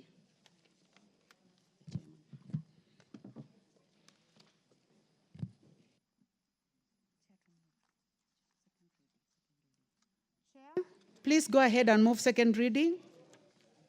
Honorable Chair, I beg to move that new clause 1A be now read a second time. This is an amendment to the Tax Procedures Act, hereby referred to as a principal act, that is amended by inserting the provision for multinational agreement or treaty that has been entered into on or by behalf of Government of Kenya and made pursuant of such agreement or treaty relating to those tariff. Honorable Chair, this is to protect our local industries from multinational, so that they have preferential treatment better than the multinational entities that operate in Kenya. I propose the question that new clause 1A be part of the bill. I propose the question that new clause 1A be now read a second time. I do not see any interest in this. You can say something. Majority Leader? Chair, I support, and considering, Honorable Speaker, that Kenya has signed quite a number of bilateral and multilateral trade agreements. For instance, the African Free Continental Trade Area, you'll find a lot of competition coming from other countries like South Africa and other countries in the region, Honorable Speaker, and therefore this amendment seeks to protect our local industries from unfair practices by companies in the region. Thank you, Honorable Speaker. I support. I propose the question that new clause 1A be read a second time. Will as many as have that opinion say aye? Aye. Will as many as have a contrary opinion say nay? There is have it. I propose the question that new clause 1A be part of the bill. I now put the question that new clause 1A be part of the bill. Will as many as have that opinion say aye? Aye. Will as many as have a contrary opinion say nay? There is have it. Clause 2. I propose the question that clause 2 be part of the bill. Chairman, you have an amendment in new clause 2. In clause 2. Yes, Honorable Chair, I beg to move that clause 2 of the bill be amended in paragraph B by deleting the words whose turnover does not exceed 1 million and substituting therefore the words whose turnover does not exceed 5 million. This is one of the issues that has been a great debate, especially for farmers, for tea farmers, for avocado farmers, for macadamia farmers. So we are now exempting them from the need for items and providing for what we call reverse invoicing, Honorable Chair. And the reason why we are talking about 5 million shillings is because 5 million shillings is also the VAT threshold. So we are putting them at the same VAT threshold like all the other VAT businesses, so that those that do not have turnover less than 5 million shillings do not require to be integrated, and therefore that sorts out the challenge that we will have with the dairy sector, with the tea sector, with avocado farmers and all those other farmers, Honorable Chair. Thank you, Chair. I propose the question that clause 2 be part of the bill. I would like to start with the Honorable Wakili Moreu because he has an amendment which was proposing a deletion, which is going to fall if the one for the chair goes through. So, Wakili Moreu, first. Thank you, Madam Speaker. I had brought this amendment on clause 2 to be deleted, bearing in mind that this is what you call a reverse invoicing. And reverse invoicing, Madam Speaker, has not been used in this jurisdiction.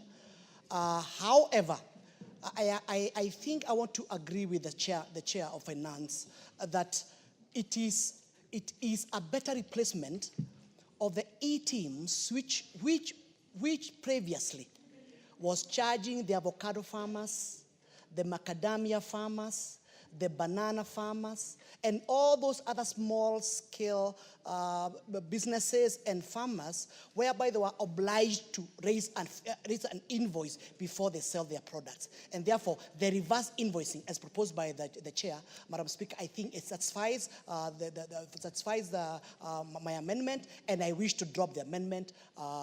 We allow the vendors of goods and services to be the ones who are invoicing the suppliers, invoicing the farmers, invoicing the avocado farmers, invoicing the poultry farmers, the macadamia farmers, as opposed to where the farmers are the ones who are raising invoice. However, Madam Speaker, allow me just to echo. Thank you, Honorable Mareu. You are not debating. You are doing it very well, but you know this is the committee of the whole, and you have agreed with the chair. Thank you very much. So now can you go on record and drop your amendment? So your amendment is dropped. Much obliged, Thank you. Madam Chairman. Honorable members, I now propose. Yes, Majority Leader, one minute. Chair, I support that particular amendment, and as I said yesterday, by the Chair, Honorable Kimani Kuria, that this is in response to the quantitative and qualitative public participation that we spoke about. Therefore, those who have been speaking in funerals and weddings and rorashios, pretending to be speaking for avocado farmers, for small-scale traders, instead of speaking in funerals, and you can see they are never in the house. The chair of the Finance Committee has done what the public were asking. And indeed, by raising the threshold, even to the same threshold with VAT, he has addressed that qualitative aspect of public participation, and I must thank the chair and support. I'll give a chance to the Honorable Member for Buri, now that he's in the House. Thank you, Madam Chair. By Make raising it 1 the minute. threshold, Make it 1 minute. by raising the threshold from 1 million to 5 million, Madam Speaker, we are accommodating the thriving businesses, majority of them who are startups and small-scale entrepreneurs. Madam Speaker, if we put them on the same scale on the vertable criteria, it means that majority of our upcoming businesses, more so among the women and the youth, will have now opportunity to grow their business. I support the amendment.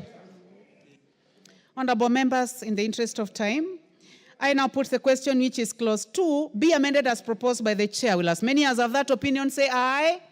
Will as many as have a contrary opinion say nay? The ayes have it. I now put the question that clause 2 as amended be part of the bill. Will as many as have that opinion say aye? Will as many as have a contrary opinion say nay? The ayes have it. Title.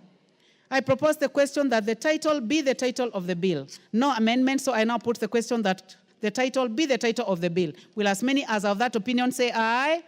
Will as many as have a contrary opinion say nay? The ayes have it.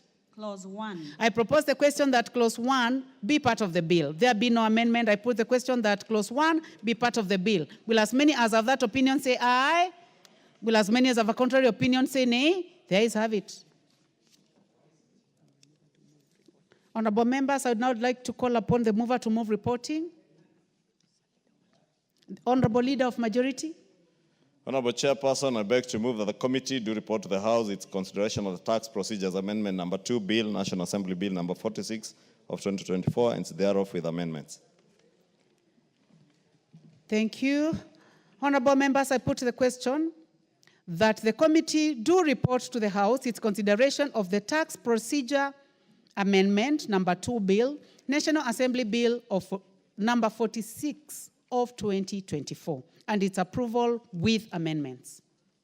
Will as many as have that opinion say aye? Will as many as have a contrary opinion say nay? The ayes have it.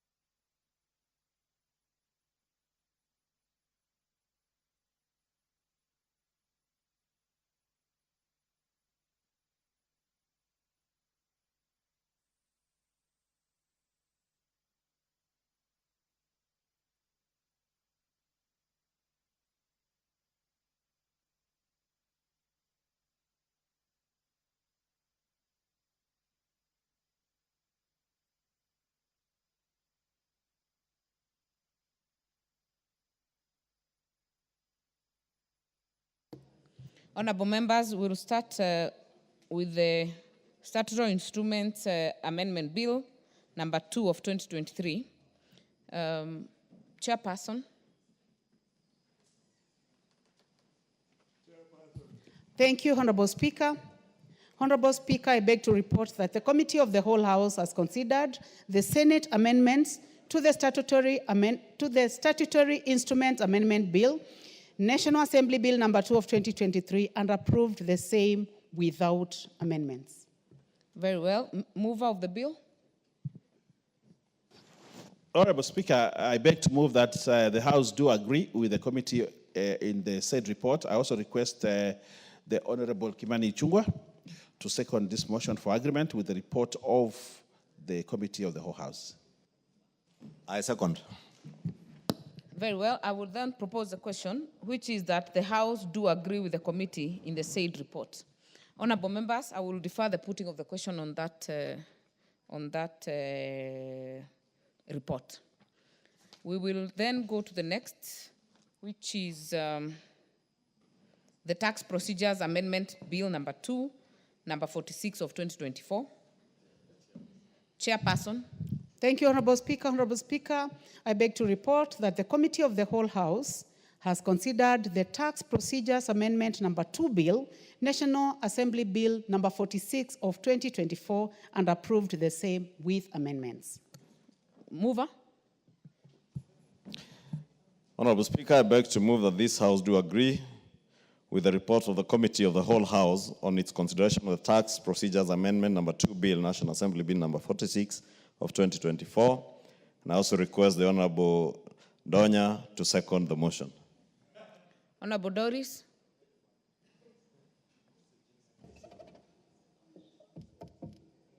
They've even denied me to second. Oh, it's here. Be on record. Oh, yeah, I must be in record to second this. Thank you very much.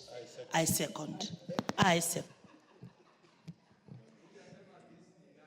Therefore, I will propose a question that this House do agree with the report of the Committee of the Whole House on its consideration of the Tax Procedures Amendment number 2, Amendment Bill number 2, National Assembly Bill number 46 of 2024. Again, we will defer the putting of the question on this report. Order, members. The upstanding member for Kwale.